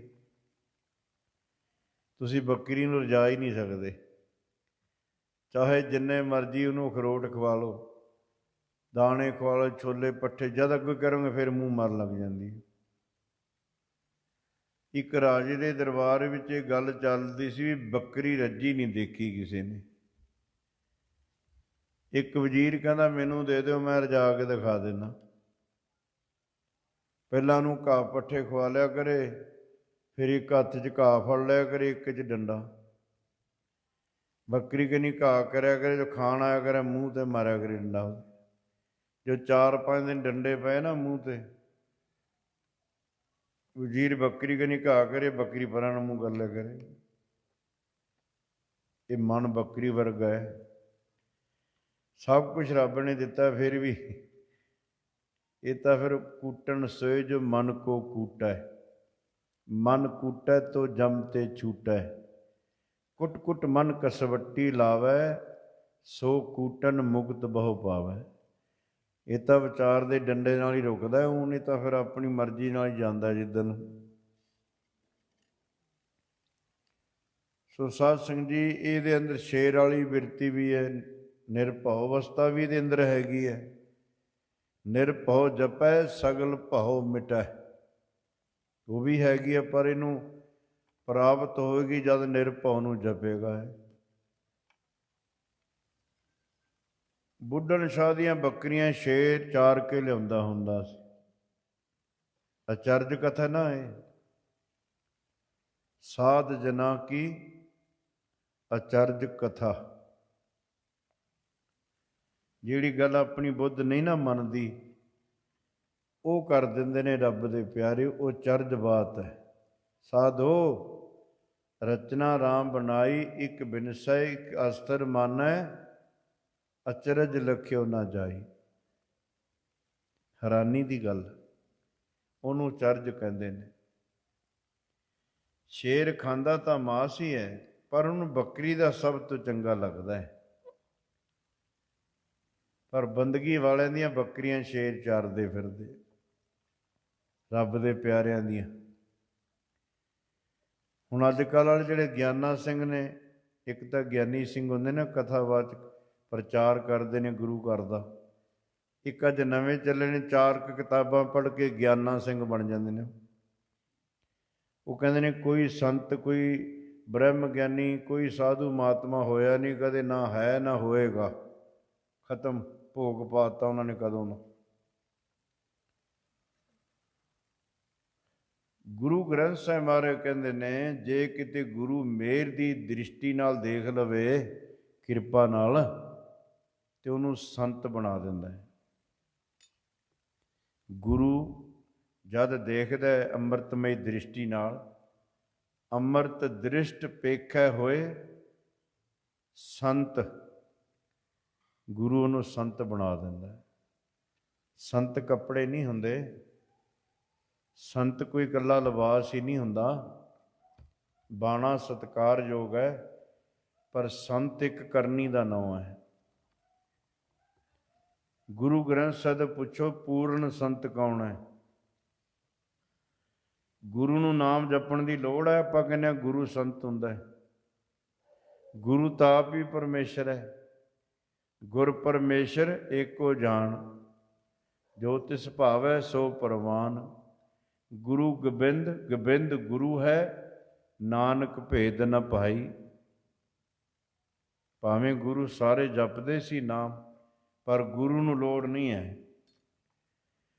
ਪਰ ਗੁਰੂ ਗ੍ਰੰਥ ਸਾਹਿਬ ਮਹਾਰਾਜ ਕਹਿੰਦੇ ਨੇ, ਜਿਨ੍ਹਾਂ ਸਾਸ ਗਰਾਸ ਨ ਵਿਸਰੈ, ਹਰ ਨਾਮਾ ਮਨ ਮੰਤ, ਧਨ ਸੇ ਸਹੀ ਨਾਨਕਾ, ਪੂਰਨ ਸੋਈ ਸੰਤ। ਇਹ ਉਹਦੀ ਉਪਾਧੀ ਹੈ, ਉਹਦੀ ਇਹ ਨਿਸ਼ਾਨੀ ਹੈ ਕਿ ਜਿਹਦੇ ਅੰਦਰ ਜਾਂਦਿਆਂ ਸਵਾਸ ਵਾਹਿਗੁਰੂ, ਬਾਹਰ ਆਉਂਦਿਆਂ ਵਾਹਿਗੁਰੂ ਆਪ ਹੀ ਚੱਲ ਰਿਹਾ, ਜਪ ਨਹੀਂ ਰਿਹਾ। ਹੁਣ ਜਿਨ੍ਹਾਂ ਸਾਸ ਗਰਾਸ ਨਾ ਵਿਸਰੈ, ਇੱਕ ਤਾਂ ਜਪਦਾ ਸੀ ਨਾ, ਸਾਧਨਾ ਕਰ ਰਿਹਾ ਸੀ ਉਦੋਂ ਨੂੰ ਸਾਧੂ ਆਖਿਆ, ਸਾਧਨਾ ਕਰਨ ਵਾਲੇ ਨੂੰ।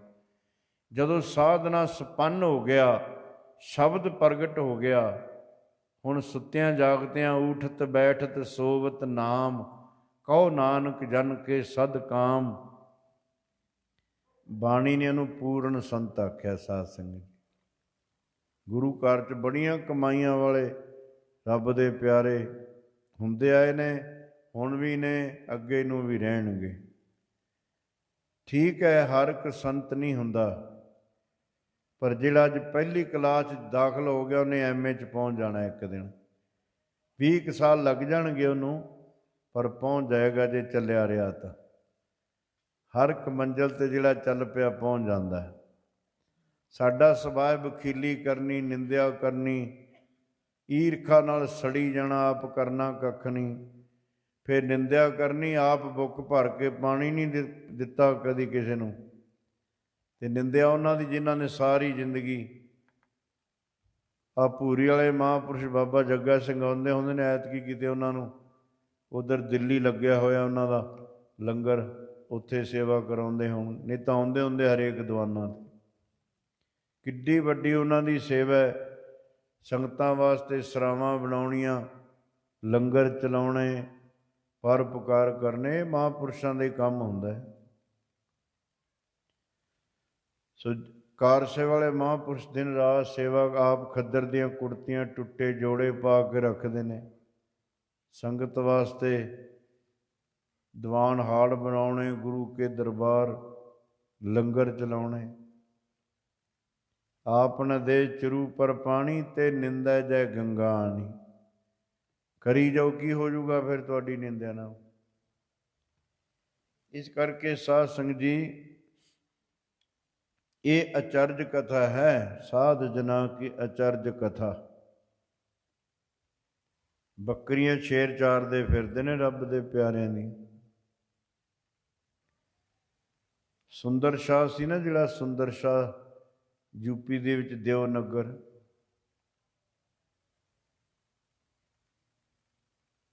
ਉਹ ਸ਼ੇਰ ਦੀ ਸਵਾਰੀ ਕਰਦਾ ਹੁੰਦਾ ਸੀ ਸੁੰਦਰ ਸ਼ਾਹ। ਜਦ ਛੇਵੇਂ ਪਾਤਸ਼ਾਹ ਮਹਾਰਾਜ ਗਏ ਯੂਪੀ 'ਚ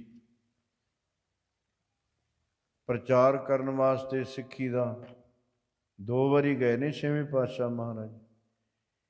ਇੱਕ ਵਾਰੀ ਤਾਂ ਨਾਨਕ ਮਤੇ ਗਏ, ਜਦੋਂ ਜੋਗੀਆਂ ਨੇ ਪਿੱਪਲ ਸਾੜ ਦਿੱਤਾ ਸੀ ਨਾ,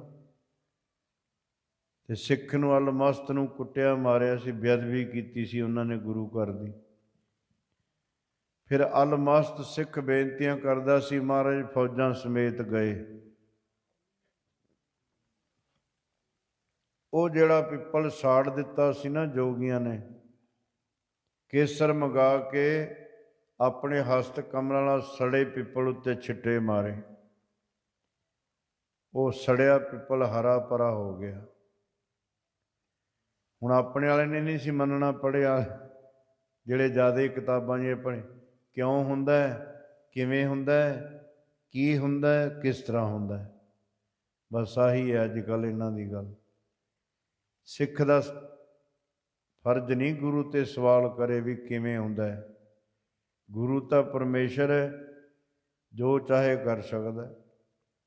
ਪਰ ਸਮਰੱਥ ਮਹਾਰਾਜ ਜਾਣਦੇ ਸੀ ਇੱਥੇ ਸਾਇੰਸਦਾਨ ਆਉਣਗੇ, ਪੜ੍ਹੇ ਲਿਖੇ ਆਉਣਗੇ, ਇੱਥੇ ਨੁਕਤਾਚੀਨੀ ਕਰਨ ਵਾਲੇ ਕਾਮਰੇਡ ਆਉਣਗੇ, ਲੋਕ ਆਖਣਗੇ ਐਵੇਂ ਗੱਲਾਂ ਬਣਾਈਆਂ ਨੇ। ਸਾਧ ਸੰਗਤ ਜੀ, ਅੱਜ ਵੀ ਜਾ ਕੇ ਨਾਨਕ ਮਤੇ ਉਹ ਪਿੱਪਲ ਦਾ ਜਿਹੜਾ ਪੱਤਾ ਨਵਾਂ ਨਿਕਲਦਾ, ਉਹਦੇ ਉੱਤੇ ਅੱਜ ਵੀ ਕੇਸਰ ਦਾ ਦਾਗ ਹੁੰਦਾ ਹੈ। ਉਹ ਦੱਸਦਾ ਮੈਨੂੰ ਸੜੇ ਨੂੰ ਛੇਵੇਂ ਪਾਤਸ਼ਾਹ ਨੇ ਹਰਿਆ ਕੀਤਾ ਸੀ। ਤੇ ਜਦ ਜੋਗੀ ਪਿੱਪਲ ਸਿੱਟਣ ਲੱਗੇ ਸੀ ਨਾ ਗੁਰੂ ਨਾਨਕ ਦੇਵ ਮਹਾਰਾਜ ਤੇ, ਜੜ੍ਹਾਂ ਤੋਂ ਪੱਟ ਕੇ, ਜੜ੍ਹਾਂ ਸਮੇਤ, ਸੱਚੇ ਪਾਤਸ਼ਾਹ ਨੇ ਦੇਖਿਆ ਜੜ੍ਹਾਂ 'ਤੇ ਖੜ ਗਿਆ ਉੱਥੇ ਹੀ। ਹੁਣ ਤੱਕ ਜੜ੍ਹਾਂ 'ਤੇ ਖੜਾ ਰਿਹਾ ਪਿੱਪਲ। ਉਹ ਸਾਡੇ ਵਾਲੇ ਸਿੱਖ ਹੀ ਡਰਨ ਲੱਗ ਗਏ ਵੀ ਕੋਈ ਹਨੇਰੀ ਨਾ ਆ ਜਾਏ ਕਿਤੇ, ਕਿਉਂਕਿ 500 ਸਾਲ 'ਚ ਤਾਂ ਹਨੇਰੀ ਆਈ ਨਹੀਂ ਸੀ ਪਹਿਲਾਂ ਕਦੇ, ਝੱਖੜ ਕੋਈ ਨਹੀਂ ਆਇਆ 500 ਸਾਲ 'ਚ। ਇਹਨਾਂ ਨੇ ਥੜਾ ਬਣਾ ਕੇ ਦੁਆਲੇ ਪੱਥਰ ਲਾ ਤਾ, ਮਿੱਟੀ ਜਾ ਰਹੇ ਨੇ ਨਿਸ਼ਾਨੀਆਂ। ਹੁਣ ਆ ਸੰਗਤ ਨੂੰ ਬੇਨਤੀ ਹੈ, ਅੱਖਾਂ ਮੀਟ ਕੇ ਨਹੀਂ ਐਵੇਂ ਡਿੱਗੀ ਜਾਣਾ। ਗੁਰੂ ਕੀ ਨਿਸ਼ਾਨੀ ਨਹੀਂ ਮਿਟਣੀ ਚਾਹੀਦੀ ਜਿੱਥੇ ਵੀ ਹੈ। ਹਾਂ, ਉਹਦੇ ਦੁਆਲੇ ਸੰਖਮਰਮਰ ਲਾ ਦਿਓ, ਸੋਨਾ ਲਾ ਦਿਓ, ਕੁਛ ਮਰਜ਼ੀ ਲਾ ਦਿਓ, ਗੁਰੂ ਕੀਆਂ ਨਿਸ਼ਾਨੀਆਂ ਸਲਾਮਤ ਰਹਿਣੀਆਂ ਚਾਹੀਦੀਆਂ ਨੇ। ਕੀ ਦੱਸਣਗੇ ਪੱਥਰ ਆਉਣ ਵਾਲੀਆਂ ਪੀੜ੍ਹੀਆਂ ਨੂੰ? ਆਪਾਂ ਤਾਂ ਦੇਖਿਆ ਸੀ ਜੜ੍ਹਾਂ 'ਤੇ ਖੜਾ, ਤਾਂ ਅਸੀਂ ਮੰਨਦੇ ਹਾਂ। ਆਉਣ ਵਾਲਿਆਂ ਨੂੰ ਕੀ ਪਤਾ ਵੀ ਐਡੀ ਸਮਰੱਥ ਮਹਾਰਾਜ ਦੇ ਵਿੱਚ ਪਿੱਪਲ ਜੜ੍ਹਾਂ ਦੇ ਉੱਤੇ ਖੜਾ ਸੀ, 500 ਸਾਲ ਖੜਾ ਰਿਹਾ। ਹੁਣ ਸਾਡੇ ਵਾਲਿਆਂ ਨੇ ਥੜਾ ਬਣਾ ਕੇ ਪੱਥਰ ਲਾਤਾ ਉਹਦੇ ਆਲੇ ਦੁਆਲੇ। ਪੜ੍ਹ ਗਏ ਨਾ ਆਪਾਂ ਥੋੜ੍ਹੇ ਜਿਹੇ ਜ਼ਿਆਦਾ, ਪੜ੍ਹੇ ਜ਼ਿਆਦਾ ਨਹੀਂ, ਕੜੇ ਜ਼ਿਆਦੇ ਆ ਆਪਾਂ। ਵਿਗਿਆਨੀ ਘੱਟ ਬਣਿਆ, ਅਗਿਆਨੀ ਜ਼ਿਆਦੇ ਬਣ ਗਏ ਆਪਾਂ। ਪੁੱਠੇ ਪਾਸੇ ਨੂੰ ਜ਼ਿਆਦਾ ਜਾਣ ਲੱਗ ਗਏ।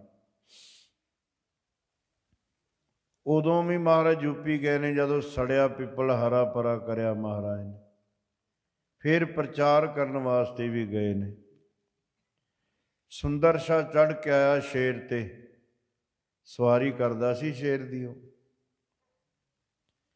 ਇਹ ਗੱਲ ਕਹਿਣੀ ਸੌਖੀ ਹੈ, ਜੇ ਉਂਝ ਹੀ ਪਤਾ ਲੱਗ ਜਾਏ ਨਾ ਵੀ ਪਰਾਂ ਉਹ ਗੰਗਾ ਦੇ ਪਰਲੇ ਪਾਸੇ ਬਰਾਜ ਤੋਂ ਪਰੇ ਸ਼ੇਰ ਫਿਰਦਾ ਸੀ, ਕੱਲ੍ਹ ਪਤਾ ਲੱਗਿਆ। ਆਪਾਂ ਨੂੰ ਇੱਥੇ ਉਂਝ ਹੀ ਬਿੜਕਾਂ ਆਈ ਜਾਣੀ, ਇੱਧਰ ਨੂੰ ਨਾ ਆ ਗਿਆ ਹੋਵੇ ਕਿਤੇ। ਸਵਾਰੀ ਕਰਨੀ,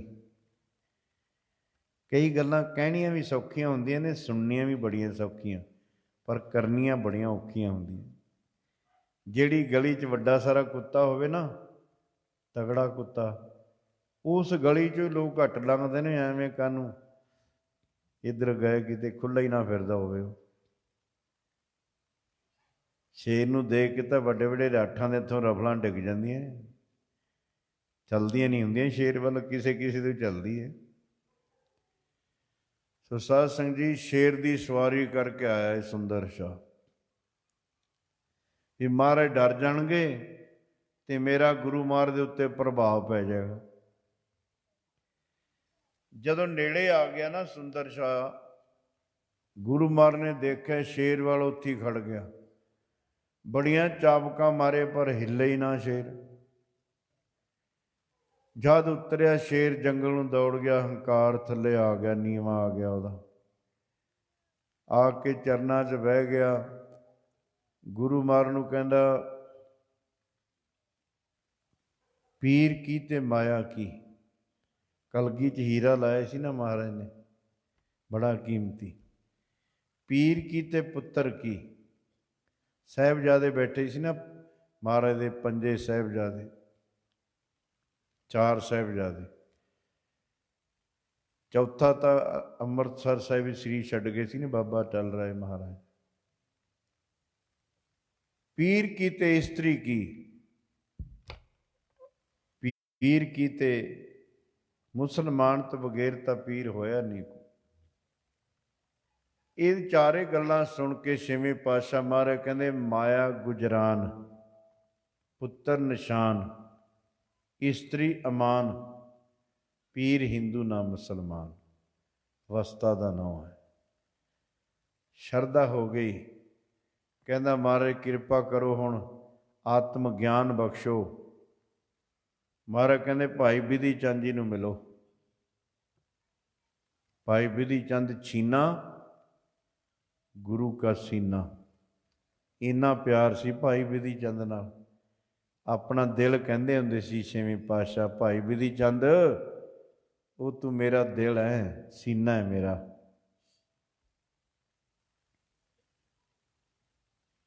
ਭਾਈ ਅਦਲੀ ਲੈ ਕੇ ਆਇਆ ਸੀ 5ਵੇਂ ਪਾਤਸ਼ਾਹ ਦੇ ਚਰਨਾਂ 'ਚ ਭਾਈ ਬਿਧੀ ਚੰਦ ਜੀ ਨੂੰ। ਭਾਈ ਅਦਲੀ 5ਵੇਂ ਪਾਤਸ਼ਾਹ ਦਾ ਸਿੱਖ ਸੀ। ਡੰਗਰ ਖੋਲ ਕੇ ਲਿਆ, ਪਿੰਡ ਸਾਰਾ ਬਾਹਰ ਲੱਗ ਗਈ ਮਗਰ। ਜਦੋਂ ਜ਼ਿਆਦਾ ਬੰਦੇ ਇਕੱਠੇ ਮਗਰ ਲੱਗ ਜਾਂਦੇ, ਕਹਿੰਦੇ ਬਾਹਰ ਲੱਗ ਗਈ ਮਗਰ, ਬਾਹਰ।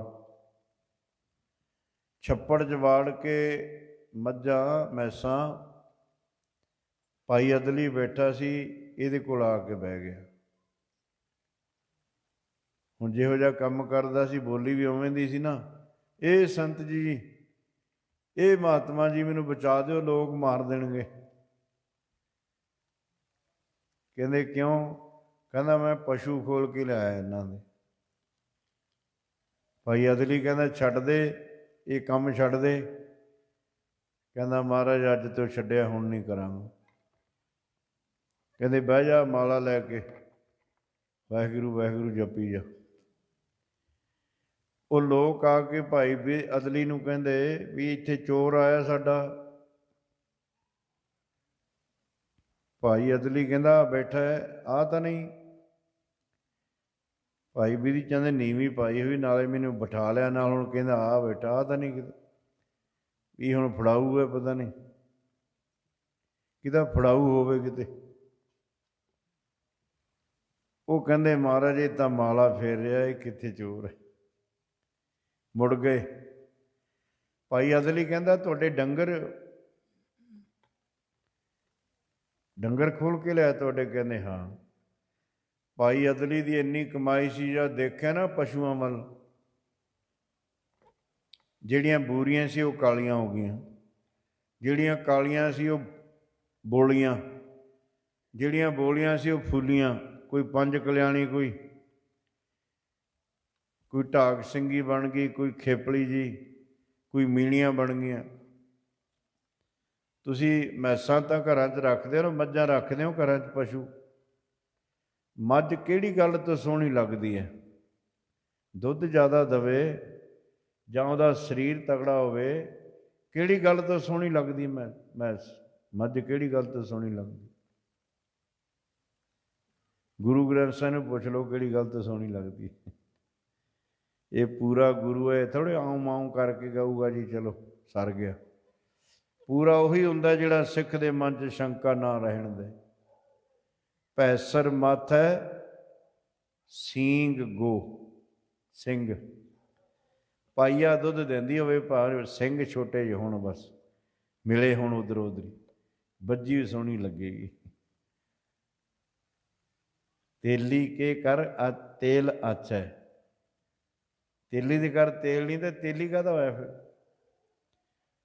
ਬਾਣੀ ਦੇ ਘਰ ਹਿੰਗ ਹੋਵੇ ਤਾਂ ਬਾਣੀ ਦੀ ਕਦਰ ਹੁੰਦੀ ਹੈ। ਭੈਸਰ ਮੱਥ ਹੈ ਸੀਂਗ ਗੋ, ਮੱਝ ਤਾਂ ਸੋਹਣੀ ਲੱਗਦੀ ਹੈ ਜੇ ਸਿੰਘ ਸੋਹਣੇ ਹੋਣ ਉਹਦੇ ਮੱਥੇ 'ਤੇ। ਸਮਰੱਥ ਗੁਰੂ ਹੈ ਸੱਚੇ ਪਾਤਸ਼ਾਹ ਮਹਾਰਾਜ। ਸਾਰੀਆਂ ਅਦਲ ਬਦਲ ਜੀਆਂ ਕਰਤੀਆਂ। ਭਾਈ ਸੰਤੋਖ ਸਿੰਘ ਨੇ ਲਿਖਿਆ ਨਾ ਕਥਾ, ਜਿਹੜੀਆਂ ਮੀਣੀਆਂ ਸੀ ਉਹ ਦਾਤੀ ਸਿੰਘੀਆਂ ਕਰਤੀਆਂ, ਦਾਤੀ ਸਿੰਘੀਆਂ ਜਿਹੜੀਆਂ ਖੇਪਲੀਆਂ ਜਿਹੀਆਂ ਬਣਾਤੀਆਂ, ਕੋਈ ਕੁੰਡੀਆਂ ਵਿੱਚ, ਕੋਈ ਪੰਜ ਕਲਿਆਣੀ, ਕੋਈ ਫੂਲੀ, ਕੋਈ ਬੋਲੀ, ਕੋਈ ਬੂਰੀਆਂ ਬਣਾਤੀ। ਅਦਲ ਬਦਲ ਹੋ ਗਈਆਂ ਸਾਰੀਆਂ। ਦੇਖ ਕੇ ਕਹਿੰਦੇ ਸਾਡੇ ਤਾਂ ਇੱਥੇ ਪਸ਼ੂ ਹੀ ਨਹੀਂ ਹੈਗੇ।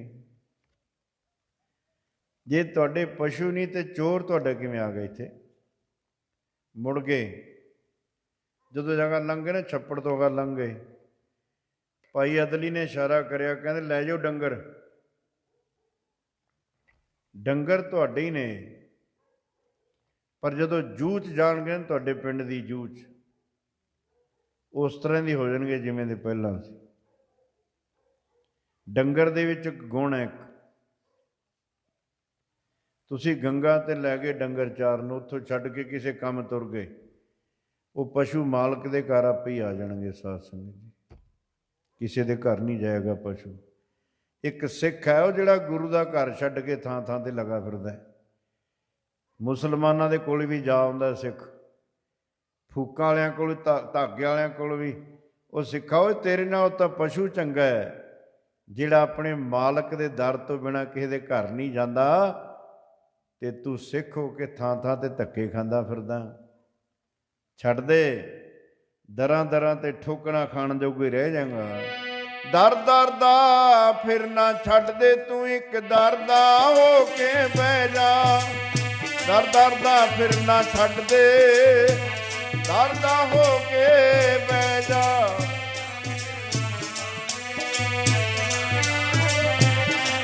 ਓਏ ਦਰ ਦਰ ਦਾ ਫਿਰ ਨਾ ਛੱਡ ਕੇ,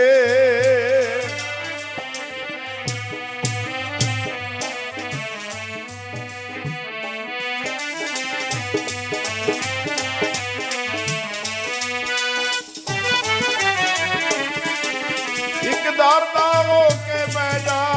ਇੱਕ ਦਰ ਦਾ ਹੋ ਕੇ, ਇੱਕ ਦਰ ਦਾ ਹੋ ਕੇ ਬਹਿ ਬਹਿ ਜਾ, ਤੂੰ ਇੱਕ ਧਰਤਾ ਹੋ ਕੇ ਬਹਿ ਜਾ।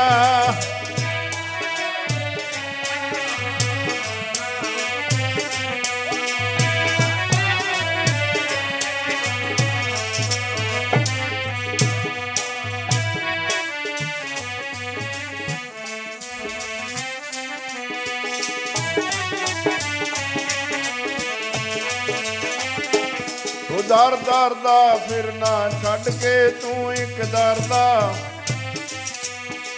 ਦਰ ਦਰ ਦਾ ਫਿਰਨਾ ਛੱਡ ਦੇ, ਇੱਕ ਦਰ ਦਾ ਹੋ ਕੇ ਬਹਿ ਜਾ।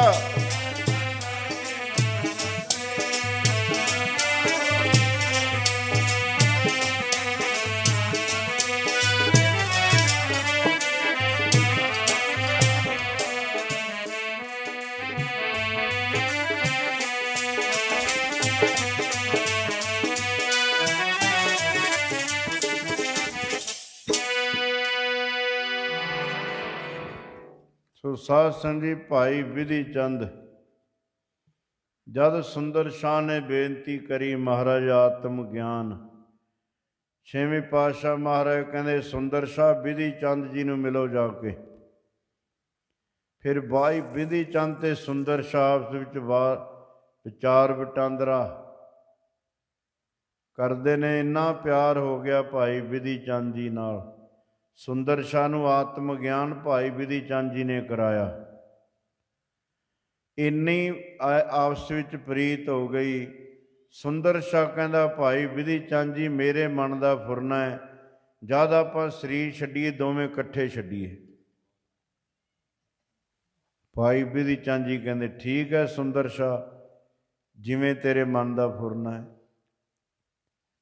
ਹੁਣ ਕੀਰਤਪੁਰ ਸਾਹਿਬ ਛੇਵੇਂ ਪਾਤਸ਼ਾਹ ਮਹਾਰਾਜ ਬੇਨਤੀ ਕਰਦਾ ਭਾਈ ਵਿਧੀ ਚੰਦ ਮਹਾਰਾਜ, ਸੁੰਦਰ ਸ਼ਾਹ ਨੇ ਤਿਆਰੀ ਕਰ ਲਈ ਸੱਚਖੰਡ ਜਾਣ ਦੀ, ਉਹਦਾ ਤਿਆਰਾ ਹੈ ਹੁਣ ਜਾਣ ਦਾ।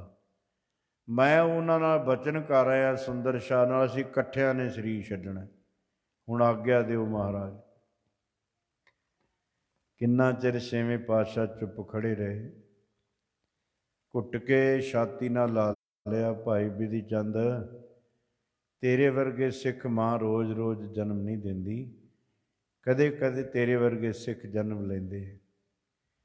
ਜਦ ਪੁੱਤਰ ਸਾਹਿਬਜ਼ਾਦੇ ਦਾ ਹੱਥੀਂ ਸੰਸਕਾਰ ਕੀਤਾ, ਨੇਤਰਾਂ 'ਚ ਜਲ ਨਹੀਂ ਸੀ ਆਇਆ, ਪਰ ਜਦੋਂ ਭਾਈ ਵਿਧੀ ਚੰਦ ਤੁਰੇ ਆਗਿਆ ਲੈ ਕੇ, ਫਿਰ ਮਹਾਰਾਜ ਦੇ ਨੇਤਰਾਂ 'ਚ ਦੋ ਮੋਤੀਆਂ ਵਰਗੇ ਅਥਰੂ ਪਵਿੱਤਰ ਦਾੜੇ ਤੇ ਆ ਕੇ ਰੁਕ ਗਏ।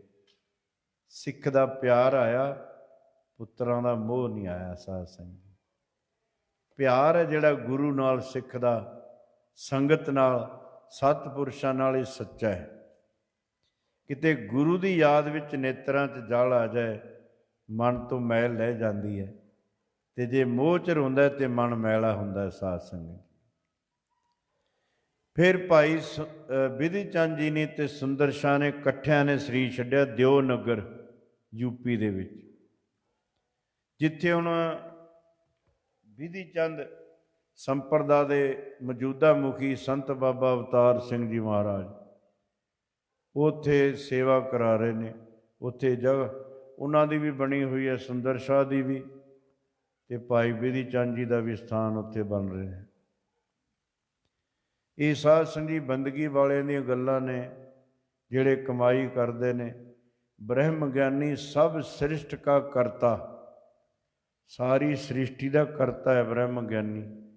ਸਾਰੀ ਸ੍ਰਿਸ਼ਟੀ ਉਹਦੇ ਹੁਕਮ ਵਿੱਚ ਚੱਲਦੀ ਹੈ। ਸ਼ੇਰ ਦੀ ਸਵਾਰੀ ਕਰ ਲੈਂਦੇ ਨੇ ਬੰਦਗੀ ਵਾਲੇ। ਆਪਣੇ ਜਵਾਕ ਨਹੀਂ ਆਖੇ ਲੱਗਦੇ, ਆਪਾਂ ਨਿੰਦਿਆ ਕਰਨ ਤੇ ਜ਼ੋਰ ਰੱਖਣ ਲੱਗਿਆ। ਜਵਾਕ ਆਪਣੇ ਨਹੀਂ ਆਖੇ ਲੱਗਦੇ ਇਹਨਾਂ ਦੇ। ਇਹ ਸੁੰਦਰ ਸ਼ਾਹ ਨੂੰ ਮਿਲੇ ਜਦੋਂ ਪੀਰ ਬੁੱਢਣ ਸ਼ਾਹ ਨੂੰ ਭਾਈ ਬਾਬਾ ਗੁਰਦਿੱਤਾ ਜੀ, ਬਾਬੇ ਗੁਰਦਿੱਤੇ ਦਾ ਚਿਹਰਾ ਗੁਰੂ ਨਾਨਕ ਦੇਵ ਜੀ ਮਹਾਰਾਜ ਨਾਲ ਮਿਲਦਾ ਜੁਲਦਾ ਸੀ। ਜਦ ਗੁਰੂ ਨਾਨਕ ਦੇਵ ਜੀ ਮਹਾਰਾਜ ਦੇ ਦਰਸ਼ਨ ਹੋਏ ਸੀ ਬੁੱਢਣ ਸ਼ਾਹ ਨੂੰ, ਉਹਨੇ ਕਟੋਰਾ ਭਰ ਕੇ ਦੁੱਧ ਦਾ ਮਰਜ ਅੱਗੇ ਭੇਟਾ ਕੀਤਾ ਸੀ, ਬੇਨਤੀ ਕੀਤੀ ਛਕੋ ਮਹਾਰਾਜ। ਮਹਾਰਾਜ ਕਹਿੰਦੇ ਪੀਰ ਬੁੱਢਣ ਸ਼ਾਹ ਛੇਵੇਂ ਜਾਮੇ 'ਚ ਆ ਕੇ ਛਕਾਂਗੇ ਤੁਹਾਡੇ ਕੋਲੋਂ ਦੁੱਧ। ਬੰਦਗੀ ਕਰੋ ਉਹਨਾਂ 'ਚ। ਜਦ ਬਾਬਾ ਗੁਰਦਿੱਤਾ ਜੀ ਆਏ, ਉਹਨਾਂ ਨੇ ਸੋਚਿਆ ਵੀ ਮਹਾਰਾਜ ਆਏ ਨੇ, ਤੇ ਬਾਬਾ ਗੁਰਦਿੱਤਾ ਜੀ ਕਹਿੰਦੇ ਆਉਣ ਵਾਲੇ ਨੇ, ਹੁਣ ਤੁਹਾਡੀ ਇੱਛਾ ਪੂਰੀ ਕਰਨਗੇ। ਫਿਰ ਛੇਵੇਂ ਪਾਤਸ਼ਾਹ ਮਹਾਰਾਜ ਨੇ ਦਰਸ਼ਨ ਦਿੱਤੇ। ਪੀਰ ਬੁੱਢਨ ਸ਼ਾਹ ਨੇ ਫਿਰ ਦੁੱਧ ਭੇਟਾ ਫਿਰ ਕਰਿਆ। ਬਿਰਧ ਅਵਸਥਾ ਸੀ, ਦੁੱਧ ਛਕ ਕੇ ਉਹਦਾ ਪ੍ਰੇਮ ਪੂਰਾ ਕੀਤਾ। ਨਾਲੇ ਉਹਦਾ ਸੱਚੇ ਪਾਤਸ਼ਾਹ ਨੇ ਆਤਮ ਗਿਆਨ ਬਖਸ਼ ਕੇ ਭਲਾ ਕਰ ਦਿੱਤਾ। ਭਾਵੇਂ ਸਮਰੱਥ, ਕਮਾਈ ਤਾਂ ਉਹਨਾਂ ਦੀ ਪਹਿਲਾਂ ਹੀ ਬੜੀ ਸੀ ਪੀਰ ਬੁੱਢਨ ਸ਼ਾਹ ਨੇ। ਇੱਥੇ ਨਗਰ ਵਸਾਇਆ ਕੀਰਤਪੁਰ ਸਾਹਿਬ। 7ਵੇਂ ਤੇ 8ਵੇਂ ਪਾਤਸ਼ਾਹ ਦਾ ਜਨਮ ਕੀਰਤਪੁਰ ਸਾਹਿਬ ਹੋਇਆ। ਕੀਰਤਪੁਰ ਸਾਹਿਬ ਮਹਾਰਾਜ 6ਵੇਂ ਪਾਤਸ਼ਾਹ ਗੁਰਤਾ ਗੱਦੀ ਆਪਣੇ ਪੋਤਰੇ ਨੂੰ ਦਿੱਤੀ, ਗੁਰੂ ਹਰਿ ਰਾਏ ਮਹਾਰਾਜ ਨੂੰ। ਬਾਬਾ ਗੁਰਦਿੱਤਾ ਜੀ ਦਾ ਸਾਹਿਬਜ਼ਾਦਾ, ਇਹਨਾਂ ਨੂੰ ਗੁਰਤਾ ਗੱਦੀ ਬਖਸ਼ੀ। ਮਾਤਾ ਨਾਨਕੀ ਗੁਰੂ ਤੇਗ ਬਹਾਦਰ ਮਹਾਰਾਜ ਨੂੰ ਬਾਂਹ ਤੋਂ ਫੜਿਆ, 6ਵੇਂ ਪਾਤਸ਼ਾਹ ਕੋਲ ਆ ਗਏ। ਪ੍ਰਸ਼ਾਦ ਛਕ ਰਹੇ ਸੀ ਦੁਪਹਿਰੇ। 6ਵੇਂ ਪਾਤਸ਼ਾਹ ਮਹਾਰਾਜ ਬੇਨਤੀ ਕੀਤੀ ਮਾਤਾ ਨਾਨਕੀ ਨੇ, ਮਹਾਰਾਜ ਤੁਹਾਡੇ ਬਾਕੀ ਸਾਹਿਬਜ਼ਾਦੇ ਚਤਰ ਚਲਾਕ ਨੇ, ਸੰਗਤਾਂ ਨਾਲ ਮੇਲ ਮਿਲਾਪ ਰੱਖਦੇ ਨੇ। ਮੇਰਾ ਪੁੱਤਰ ਤੇਗ ਬਹਾਦਰ ਅੱਖਾਂ ਮੀਟ ਕੇ ਬੈਠਾ ਰਹਿੰਦਾ, ਕਿਸੇ ਨੂੰ ਮਿਲਦਾ ਨਹੀਂ, ਕਿਸੇ ਨਾਲ ਸਹਿਚਾਰ ਨਹੀਂ ਇਹਨਾਂ ਦਾ। ਇਹਨਾਂ ਬਾਰੇ ਤੁਸੀਂ ਕੀ ਸੋਚਿਆ? ਇਹ ਗੱਲ ਸੁਣ ਕੇ 6ਵੇਂ ਪਾਤਸ਼ਾਹ ਮਹਾਰਾਜ ਕਹਿੰਦੇ ਨੇ, ਭਲੀਏ ਰੱਬ ਤਾਂ ਮਿਲਦਾ ਹੀ ਭੋਲਿਆਂ ਭਾਲਿਆਂ ਨੂੰ ਹੈ। ਚਲਾਕੀ ਹੈ ਜਿੱਥੇ ਦਿਖਾਵਾ ਹੋਰ ਹੈ, ਉੱਥੇ ਰੱਬ ਦਾ ਕੀ ਕੰਮ ਹੈ। ਤੇਰੇ ਪੁੱਤਰ ਦੇ ਹਿਰਦੇ ਵਿੱਚ ਗੁਰੂ ਨਾਨਕ ਦੀ 9ਵੀਂ ਜੋਤ ਟਿਕੇਗੀ। ਇਹਨਾਂ ਦੇ ਘਰ ਸੂਰਬੀਰ ਯੋਧਾ ਇੱਕ ਸਾਹਿਬਜ਼ਾਦਾ ਜਨਮ ਲਏਗਾ, ਜਿਹੜਾ ਜ਼ੁਲਮ ਦਾ ਨਾਸ ਕਰੇਗਾ। ਕਲਗੀਧਰ ਪਾਤਸ਼ਾਹ ਪ੍ਰਸ਼ਾਦ ਛਕ ਕੇ ਹੱਥ ਸਾਫ਼ ਕਰਕੇ ਉਹ ਰੁਮਾਲ ਮਾਤਾ ਨਾਨਕੀ ਦੀ ਝੋਲੀ 'ਚ ਪਾਤਾ। ਇੱਕ ਗੁਟਕਾ ਸਾਹਿਬ, ਇੱਕ ਕਟਾਰ, ਇਹ ਤਿੰਨੇ ਦੇ ਦਿੱਤੇ 6ਵੇਂ ਪਾਤਸ਼ਾਹ ਮਾਤਾ ਨਾਨਕੀ ਨੂੰ। ਆਖਿਆ, ਹੁਕਮ ਕੀਤਾ ਬਕਾਲੇ ਚਲੇ ਜਾਓ। ਬਾਬਾ ਬਕਾਲਾ ਤਾਂ ਫਿਰ 9ਵੇਂ ਪਾਤਸ਼ਾਹ ਕਰਕੇ ਬਣਿਆ, ਪਹਿਲਾਂ ਤਾਂ ਬਕਾਲਾ ਹੀ ਸੀ। ਮਾਤਾ ਨਾਨਕੀ ਦਾ ਪੇਕਾ ਨਗਰ ਸੀ ਬਕਾਲਾ, ਤੇ 9ਵੇਂ ਪਾਤਸ਼ਾਹ ਦੇ ਨਾਨਕੇ ਸੀ ਇੱਥੇ। ਇੱਥੇ ਆ ਕੇ ਫਿਰ ਇੱਥੇ ਭੋਰੇ 'ਚ 26 ਸਾਲ 9 ਮਹੀਨੇ 13 ਦਿਨ ਤਪ ਕੀਤਾ ਗੁਰੂ ਤੇਗ ਬਹਾਦਰ ਮਹਾਰਾਜ ਨੇ। 7ਵੇਂ ਪਾਤਸ਼ਾਹ ਨੇ ਗੁਰਤਾ ਗੱਦੀ ਦਿੱਤੀ ਗੁਰੂ ਹਰਿਕ੍ਰਿਸ਼ਨ ਮਹਾਰਾਜ ਨੂੰ। ਜਦ ਦਿੱਲੀ ਚੇਚਕ ਫੈਲੀ ਹੋਈ ਸੀ, ਦਿੱਲੀ ਦੀ ਸੰਗਤ ਦੀ ਬੇਨਤੀ ਮੰਨ ਕੇ 8ਵੇਂ ਪਾਤਸ਼ਾਹ ਦਿੱਲੀ ਗਏ। ਸਾਰੀ ਦਿੱਲੀ ਦੀ ਚੇਚਕ ਹਟਾ ਕੇ ਆਪਣੇ ਸਰੀਰ ਤੇ ਲੈ ਲਈ, ਸਰੀਰ ਦਾ ਪਰਿਤਿਆਗ ਕਰਨ ਲੱਗੇ। ਤੇ ਸੰਗਤ ਨੇ ਬੇਨਤੀ ਕੀਤੀ, ਮਹਾਰਾਜ ਆਪ ਸੱਚਖੰਡ ਦੇ ਤਿਆਰੇ ਕਰ ਲਏ, ਸੰਗਤ ਦੀ ਬਾਂਹ ਕਿਹਨੂੰ ਫੜਾ ਚੱਲੇ ਹੋ, ਕੌਣ ਭਲਾ ਕਰੇਗਾ ਸੰਗਤ ਦਾ। ਫਿਰ ਸਮੱਗਰੀ ਮੰਗਾਈ ਸਾਰੀ ਗੁਰਤਾ ਗੱਦੀ ਵਾਲੀ, 5 ਪੈਸੇ ਨਾਰੀਅਲ ਹੋਰ ਸਮੱਗਰੀ। ਜਦੋਂ ਗੁਰਸਿੱਖਾਂ ਨੇ ਲਿਆਂਦੀ, ਫਿਰ 8ਵੇਂ ਪਾਤਸ਼ਾਹ ਨੇ ਸੱਜੇ ਹੱਥ ਨਾਲ 4 ਪਰਿਕਰਮਾ ਕੀਤੀਆਂ ਉਹਦੀਆਂ,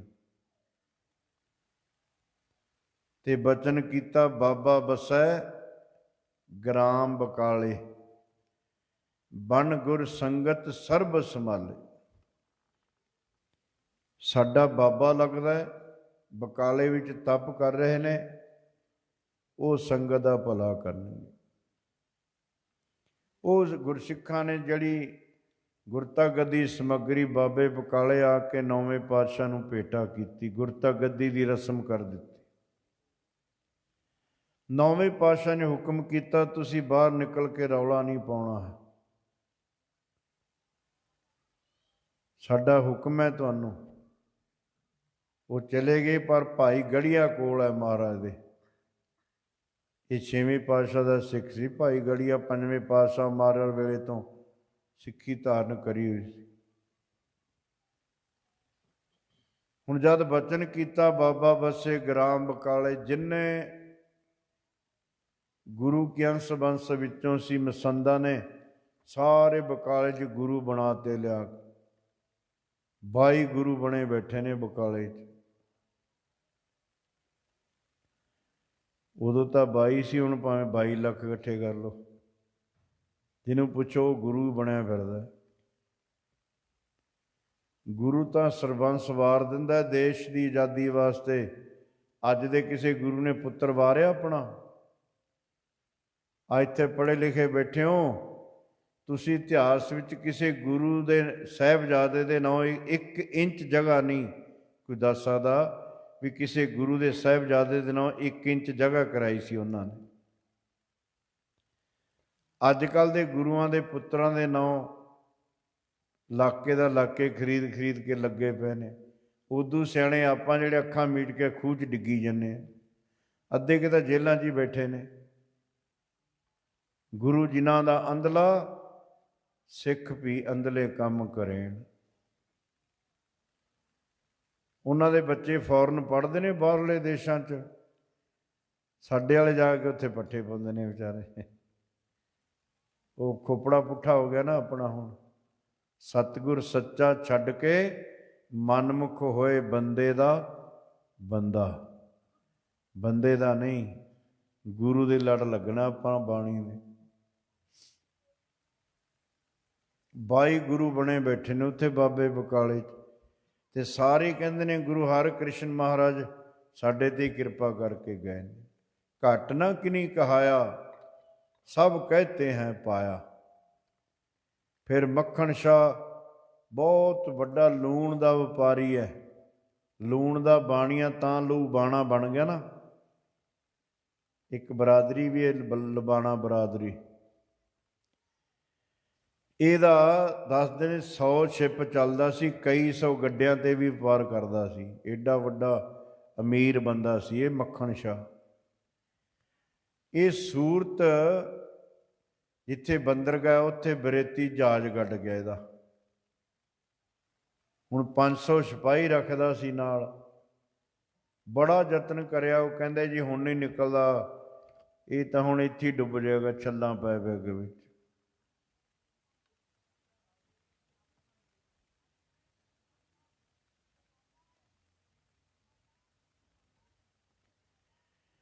ਮੱਖਣ ਸ਼ਾਹ ਨੇ ਫਿਰ 5 ਇਸ਼ਨਾਨਾ ਕਰਕੇ ਇੱਕ ਪਾਸੇ ਬੈਠ ਕੇ ਜਪਜੀ ਸਾਹਿਬ ਦਾ ਪਾਠ ਕਰਿਆ। ਫਿਰ ਅਰਦਾਸ ਕੀਤੀ ਗੁਰੂ ਤੇਗ ਬਹਾਦਰ ਮਹਾਰਾਜ। ਉਹਨੂੰ ਪਤਾ ਨਹੀਂ ਸੀ ਵੀ ਮਹਾਰਾਜ ਨੇ ਗੁਰਤਾ ਗੱਦੀ ਦੀ, ਅਜੇ ਪਤਾ ਨਹੀਂ ਸੀ। ਬੇਨਤੀ ਕੀਤੀ ਗੁਰੂ ਨਾਨਕ ਦੇਵ ਜੀ ਮਹਾਰਾਜ, ਜੋ ਵੀ ਤੁਹਾਡੀ ਗੁਰਤਾ ਗੱਦੀ 'ਤੇ ਇਸ ਵੇਲੇ ਸੁਭਾਏਮਾਨ ਨੇ, ਮੈਂ ਤੁਹਾਡੇ ਦਰ ਦਾ ਸੇਵਕ ਹਾਂ, ਕਿਰਪਾ ਕਰੋ ਮੇਰੀ ਲਾਜ ਰੱਖੋ। ਤੇ ਗੁਰੂ ਆਪਣੇ ਪਿਆਰਿਆਂ ਦੀ ਲਾਜ ਰੱਖਦਾ ਹੈ, ਅੱਗੇ ਨੂੰ ਵੀ ਰੱਖੇਗਾ। ਜਹ ਜਹ ਕਾਜ ਕਿਰਤ ਸੇਵਕੀ, ਤਹਾਂ ਤਹਾਂ ਉਠ ਧਾਵੈ। ਗੁਰੂ ਤੇਗ ਬਹਾਦਰ ਮਹਾਰਾਜ ਨੇ ਉਹਦਾ ਮੋਢਾ ਲਾ ਕੇ ਜਹਾਜ਼ ਪਾਰ ਲਾਇਆ ਮੱਖਣ ਸ਼ਾਹ ਦਾ। ਖੈਰ ਸਮਾਨ ਥਾਂ ਥਾਂ 'ਤੇ ਪਹੁੰਚਾ ਕੇ ਦਿੱਲੀ ਆਇਆ। ਪੁੱਛਿਆ, ਸੰਗਤ ਨੇ ਦੱਸਿਆ ਮਹਾਰਾਜ ਇਸ਼ਾਰਾ ਕਰ ਗਏ ਨੇ, ਬਾਬਾ ਬੱਸੇ ਗ੍ਰਾਮ ਬਕਾਲੇ। ਬਕਾਲੇ ਆ ਗਿਆ ਮੱਖਣ ਸ਼ਾਹ। ਹੁਣ 500 ਸਿਪਾਹੀ ਨਾਲ ਹੈ, ਦਿੱਲੀ ਦੀ ਸੰਗਤ ਹੈ। ਇੱਥੇ ਆ ਕੇ ਦੇਖਿਆ 22 ਗੁਰੂ ਨੇ। ਕਿਹੜੇ ਗੁਰੂ ਨੇ ਮੇਰਾ ਜਹਾਜ਼ ਪਾਰ ਲਾਇਆ? ਤੇ ਸਾਰੇ ਆਪਣੇ ਆਪ ਨੂੰ ਪੂਰੇ ਹੀ ਦੱਸ ਰਹੇ ਨੇ। ਵਪਾਰੀ ਸੀ ਨਾ, ਵਪਾਰੀ ਖਰਾ ਤੇ ਖੋਟਾ ਸੌਦਾ ਪਰਖ ਲੈਂਦਾ ਹੁੰਦਾ ਹੈ। 2-2 ਮੋਹਰਾਂ ਰੱਖ ਕੇ ਮੱਥਾ ਟੇਕਣ ਲੱਗ ਗਿਆ ਮੱਖਣ ਸ਼ਾਹ ਵੀ ਜਿਹੜਾ ਗੁਰੂ ਪੂਰਾ ਹੋਏਗਾ ਉਹ ਆਪਣੀ ਭੇਟਾ ਆਪ ਮੰਗ ਕੇ ਲੈ ਲੈਣਗੇ। ਬੜੀ ਆਓ ਭਗਤ, ਮਿੱਠੀਆਂ ਮਿੱਠੀਆਂ ਗੱਲਾਂ, ਪਰ ਉਹਦੇ ਅੰਦਰੋਂ ਭਰਮ ਦੀ ਗੰਢ ਨਹੀਂ ਖੋਲਦਾ ਕੋਈ। ਸਾਰਿਆਂ ਨੂੰ ਮੱਥਾ ਟੇਕ ਲਿਆ। ਸੋਚਿਆ ਵੀ ਤਾਂ ਅਧੂਰੇ ਹੀ ਨੇ ਸਾਰੇ, ਇਹ ਤਾਂ ਬੰਦੇ ਖੜਾਏ ਹੋਏ ਨੇ ਅੱਗੇ ਮਾਇਆ ਦੇ ਭੁੱਖੇ ਹੱਥ ਜੋੜਦੇ ਫਿਰਦੇ ਨੇ। ਪੁੱਛਿਆ ਕੋਈ ਹੋਰ ਗੁਰੂ ਵੀ ਹੈ ਇੱਥੇ? ਕਹਿੰਦੇ ਹਾਂ ਹੈ ਤਾਂ ਸਹੀ। ਉਹ ਸ਼ਾਮ ਨੂੰ ਘੋੜੀ 'ਤੇ ਚੜ੍ਹ ਕੇ ਬਾਹਰ ਨਿਕਲਦੇ ਨੇ, ਸਾਰਾ ਦਿਨ ਅੰਦਰ ਰਹਿੰਦੇ ਨੇ ਭੋਰੇ 'ਚ। ਲੋਕੀ ਉਹਨਾਂ ਨੂੰ ਤੇਗਾ ਕਮਲਾ ਕਹਿੰਦੇ ਨੇ।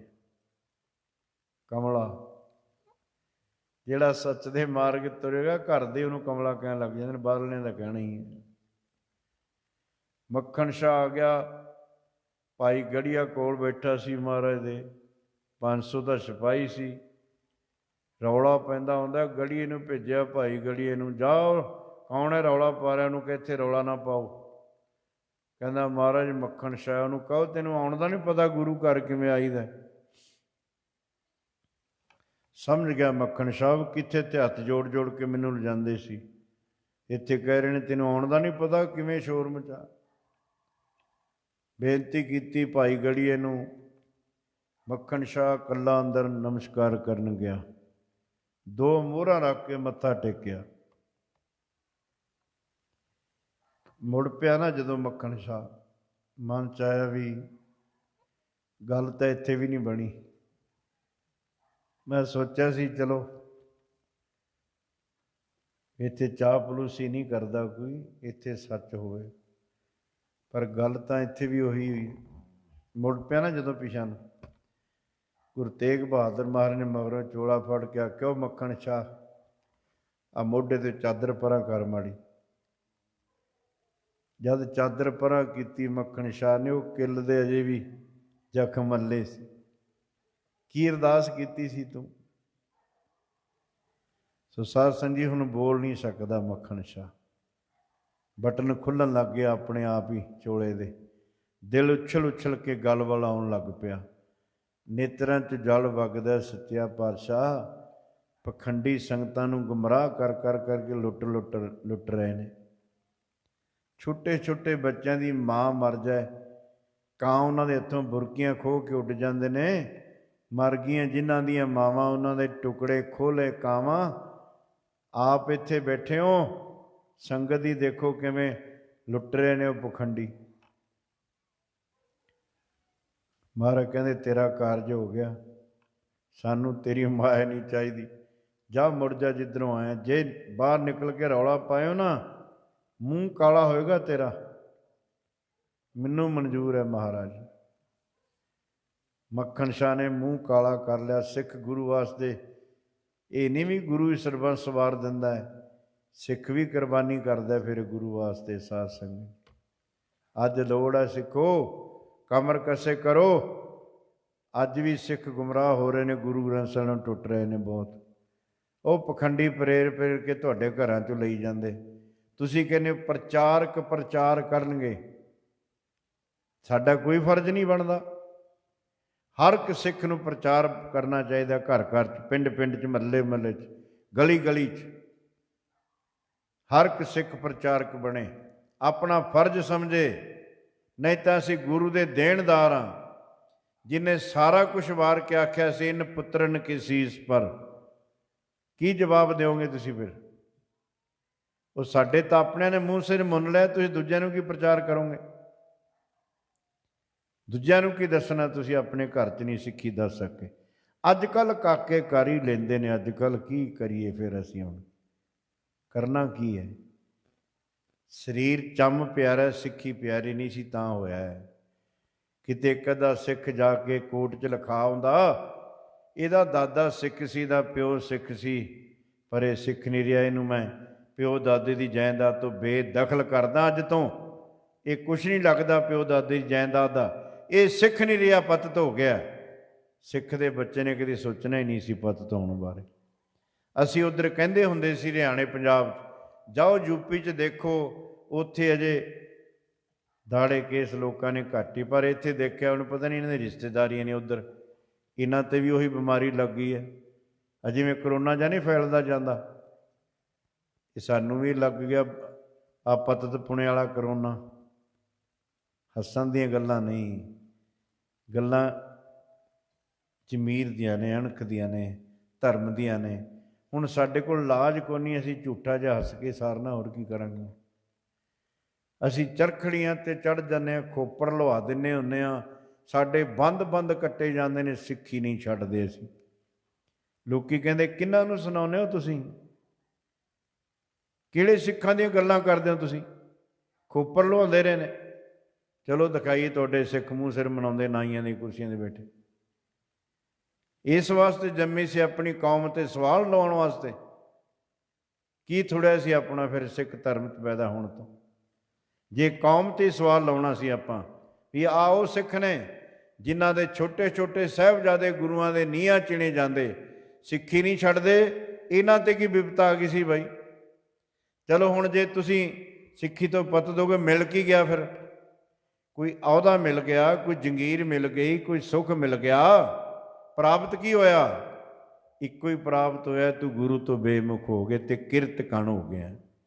ਜਿਹੜੇ ਗੁਰੂ ਨੇ ਤੇਰੇ ਵਾਸਤੇ ਆਪਣੇ ਪੁੱਤਰਾਂ ਦਾ ਖੂਨ ਡੋਲਿਆ ਸੀ, ਤੂੰ ਆਪਣਾ ਮੂੰਹ ਸੋਹਣਾ ਬਣਾਉਣ ਵਾਸਤੇ ਸਿੱਖੀ ਤੋਂ ਬੇਮੁਖ ਹੋ ਗਿਆ। ਤੈਨੂੰ ਇਹ ਪ੍ਰਾਪਤੀ ਹੋਈ ਹੈ ਕਿ ਤੇਰੇ ਜੀਵਨ 'ਤੇ ਇੱਕ ਅਕਿਰਤ ਕਣ ਦੀ ਮੋਹਰ ਲੱਗੀ ਹੋਈ ਹੈ। ਤੂੰ ਕਿਸੇ ਕੌਮ ਨੂੰ, ਜਿਨ੍ਹਾਂ ਨੇ ਤੁਹਾਡੇ ਵਾਸਤੇ ਪਿਤਾ ਵਾਰਿਆ, ਮਾਤਾ ਵਾਰੀ, ਪੁੱਤਰ ਵਾਰੇ, ਭੂਆ ਦੇ ਪੁੱਤਰ ਵਾਰੇ, ਮਾਮੇ ਦੇ ਪੁੱਤਰ ਵਾਰੇ, ਜਿਨ੍ਹਾਂ ਨੇ, ਤੂੰ ਸਿੱਖੀ ਵੀ ਵਾਰ ਦਿੱਤੀ। ਬਸ ਇਹੀ ਪ੍ਰਾਪਤੀ ਹੈ। ਇਹਨਾਂ ਦੀਵਾਨਾਂ ਮਤਲਬ ਇਹ ਨਹੀਂ, ਉੱਥੇ ਤਾਂ ਜੀ ਲੰਗਰ ਹੀ ਬੜੇ ਤਰ੍ਹਾਂ ਦਾ ਬਣਿਆ ਸੀ, ਇਕੱਠ ਵੀ ਬੜਾ ਹੀ ਸੀ ਉੱਥੇ, ਇਹਦਾ ਨਾਮ ਨਹੀਂ। ਇਹ ਸਮਾਗਮ ਇਸ ਵਾਸਤੇ ਬਣੇ ਨੇ ਕਿ ਜਿਹੜੇ ਭੁੱਲ ਗਏ ਨੇ ਗੁਰੂ ਨੂੰ, ਗੁਰੂ ਦੇ ਮਾਰਗ ਨੂੰ, ਉਹ ਗੁਰਸਿੱਖੀ ਧਾਰਨ ਕਰਨ। ਜੇ ਭੁੱਲਿਆ ਤਾਂ ਗੁਰੂ ਬਖਸ਼ਣਹਾਰਾ ਵੀ ਹੈ। ਸਾਧ ਸੰਗਤ ਜੀ, ਵਿਸਾਖੀ ਵੀ ਆਉਣ ਵਾਲੀ ਹੈ ਅਤੇ ਸ਼ਤਾਬਦੀ ਵੀ ਆਉਣ ਵਾਲੀ ਹੈ, ਅਤੇ ਮਨਾਉਣੀ ਹੈ ਆਪਾਂ ਗੁਰੂ ਦੀ ਖੁਸ਼ੀ ਲੈ ਕੇ, ਗੁਰੂ ਵਾਲੇ ਬਣ ਕੇ, ਅੰਮ੍ਰਿਤ ਛਕ ਕੇ ਆਪਣੇ ਜਨਮ ਨੂੰ ਸਫਲਾ ਕਰਨਾ ਭਾਈ। ਫਿਰ ਮੱਖਣ ਸ਼ਾਹ ਨੇ ਮੂੰਹ ਕਾਲਾ ਕਰਕੇ ਆਪਣਾ ਭੋਰਾ ਨੀਵਾਂ ਹੀ ਸੀ, ਚੜ੍ਹ ਗਿਆ ਭੋਰੇ 'ਤੇ, ਪੱਲੂ ਫੇਰ ਦਿੱਤਾ, ਭੁੱਲੀਏ ਸੰਗਤੇ ਗੁਰੂ ਲਾਧੋ ਰੇ, ਗੁਰੂ ਲਾਧੋ ਰੇ। ਇਕੱਠ ਹੋ ਗਿਆ, ਮਹਾਰਾਜ ਦਾ ਆਸਣ ਲਾਇਆ, ਤਖਤ 'ਤੇ ਬੈਠੇ, ਸੰਗਤਾਂ ਨੇ ਆਪਣੀਆਂ ਦਸਵਾਂ ਦੀਆਂ ਭੇਟਾਂ ਅੰਬਾਰ ਲਾ ਦਿੱਤੇ। ਸੋ ਸਾਧ ਸੰਗਤ ਜੀ, ਸ਼ਾਮ ਨੂੰ ਮਹਾਰਾਜ ਘੋੜੀ 'ਤੇ ਚੜ੍ਹ ਕੇ ਜਾ ਰਹੇ ਸੀ। ਧੀਰਮਲ ਦੇ ਮਸੰਦ ਸਿੰਘੇ ਨੇ 9ਵੇਂ ਪਾਤਸ਼ਾਹ 'ਤੇ ਗੋਲੀ ਚਲਾਈ। ਜਦੋਂ ਗੋਲੀ ਚੱਲੀ, ਘੋੜੀ ਤਰਬਕੀ ਅਤੇ ਗੋਲੀ ਇੱਕ ਪਾਸੇ ਲੰਘ ਗਈ, ਨਿਸ਼ਾਨਾ ਖਾਲੀ। ਅਤੇ ਦੂਜੇ ਦਿਨ ਫਿਰ 9ਵੇਂ ਪਾਤਸ਼ਾਹ 'ਤੇ ਗੋਲੀ ਚਲਾਈ, ਮੱਥੇ ਨੂੰ ਛੂਹ ਕੇ ਲੰਘ ਗਈ। ਜਾ ਕੇ ਮੱਖਣ ਸ਼ਾਹ ਨੂੰ ਦੱਸਿਆ, ਉਹ ਮੱਖਣ ਸ਼ਾਹ, ਤੇਰੇ ਗੁਰੂ 'ਤੇ ਗੋਲੀ ਚੱਲ ਗਈ। ਫੌਜਾਂ ਸਮੇਤ ਆ ਗਿਆ, ਬੰਨ੍ਹ ਲਿਆਂਦਾ ਧੀਰਮਲ, ਵਿੱਚ ਹੀ ਸੀਆਂ ਮਸੰਦ, ਸਾਰਾ ਡੇਰਾ ਧੀਰਮਲ ਨੂੰ ਛਡਾ ਦਿੱਤਾ, ਸੀਏ ਨੂੰ ਵੀ। ਸੋ ਸਾਧ ਸੰਗਤ ਜੀ, ਇੱਥੋਂ ਫਿਰ ਚੱਲ ਕੇ ਮਹਾਰਾਜ ਅੰਮ੍ਰਿਤਸਰ ਗਏ। ਉੱਥੇ ਜਿਹੜੇ ਪੁਜਾਰੀ ਸੀ ਉਹਨਾਂ ਨੇ ਦਰਵਾਜ਼ੇ ਬੰਦ ਕਰ ਲਏ। ਜਿੱਥੇ ਅਕਾਲ ਤਖ਼ਤ ਸਾਹਿਬ ਦੇ ਨੇੜੇ ਕੋਠਾ ਥੜਾ ਸਾਹਿਬ ਗੁਰਦੁਆਰਾ, ਇੱਥੇ ਮਹਾਰਾਜ ਬੈਠੇ, ਇਸ਼ਨਾਨ ਕੀਤਾ। ਭਾਵੇਂ ਮੱਖਣ ਸ਼ਾਹ ਕਹਿੰਦਾ ਸੀ ਮਹਾਰਾਜ ਮੈਂ ਦਰਵਾਜ਼ੇ ਖੁਲਾ ਦਿੰਦਾ, ਮਹਾਰਾਜ ਕਹਿੰਦੇ ਨਹੀਂ। ਇੱਥੋਂ ਚੱਲ ਕੇ ਵੱਲੇ ਨਗਰ ਗਏ। ਅੰਮ੍ਰਿਤਸਰ ਦੀਆਂ ਮਾਈਆਂ ਨੇ ਬੇਨਤੀਆਂ ਕੀਤੀਆਂ, ਵਰ ਦਿੱਤੇ, ਮਾਈਆਂ ਰੱਬ ਰਜਾਈਆਂ, ਭਗਤੀ ਲਾਈਆਂ। ਫਿਰ ਆ ਕੇ ਮੱਖਵਾਲ ਦੀ ਧਰਤੀ ਖਰੀਦੀ, ਇੱਥੇ ਨਗਰ ਵਸਾਇਆ, ਮਾਤਾ ਨਾਨਕੀ ਚੱਕ। ਕਲਗੀਧਰ ਪਾਤਸ਼ਾਹ ਨੇ ਜਦੋਂ ਆਨੰਦ ਵਰਤਾਇਆ, ਫਿਰ ਆਨੰਦਪੁਰ ਸਾਹਿਬ ਨਾ ਹੋਇਆ। ਇਹ ਵਿਚਾਰ ਹੁਣ ਅਗਲੇ ਦੀਵਾਨਾਂ 'ਚ ਕਰਾਂਗੇ। 3 ਦੀਵਾਨ ਸੰਗਤ ਨੂੰ ਮਿਲੇ ਸਨ। ਅੱਜ ਤੀਸਰਾ ਦੀਵਾਨ ਹੁਕਮਨਾਮਾ ਸਾਹਿਬ ਤੋਂ ਬਾਅਦ ਸਮਾਪਤ ਹੋ ਜਾਣਾ। ਬਹੁਤ ਸ਼ਰਧਾ, ਬੜੇ ਪ੍ਰੇਮ ਦਾ ਸਬੂਤ ਦਿੱਤਾ ਸੰਗਤ ਨੇ। ਦੂਰੋਂ ਦੂਰੋਂ ਸੰਗਤਾਂ ਹਾਜ਼ਰੀ ਲਾਉਂਦੀਆਂ ਰਹੀਆਂ ਆ ਕੇ।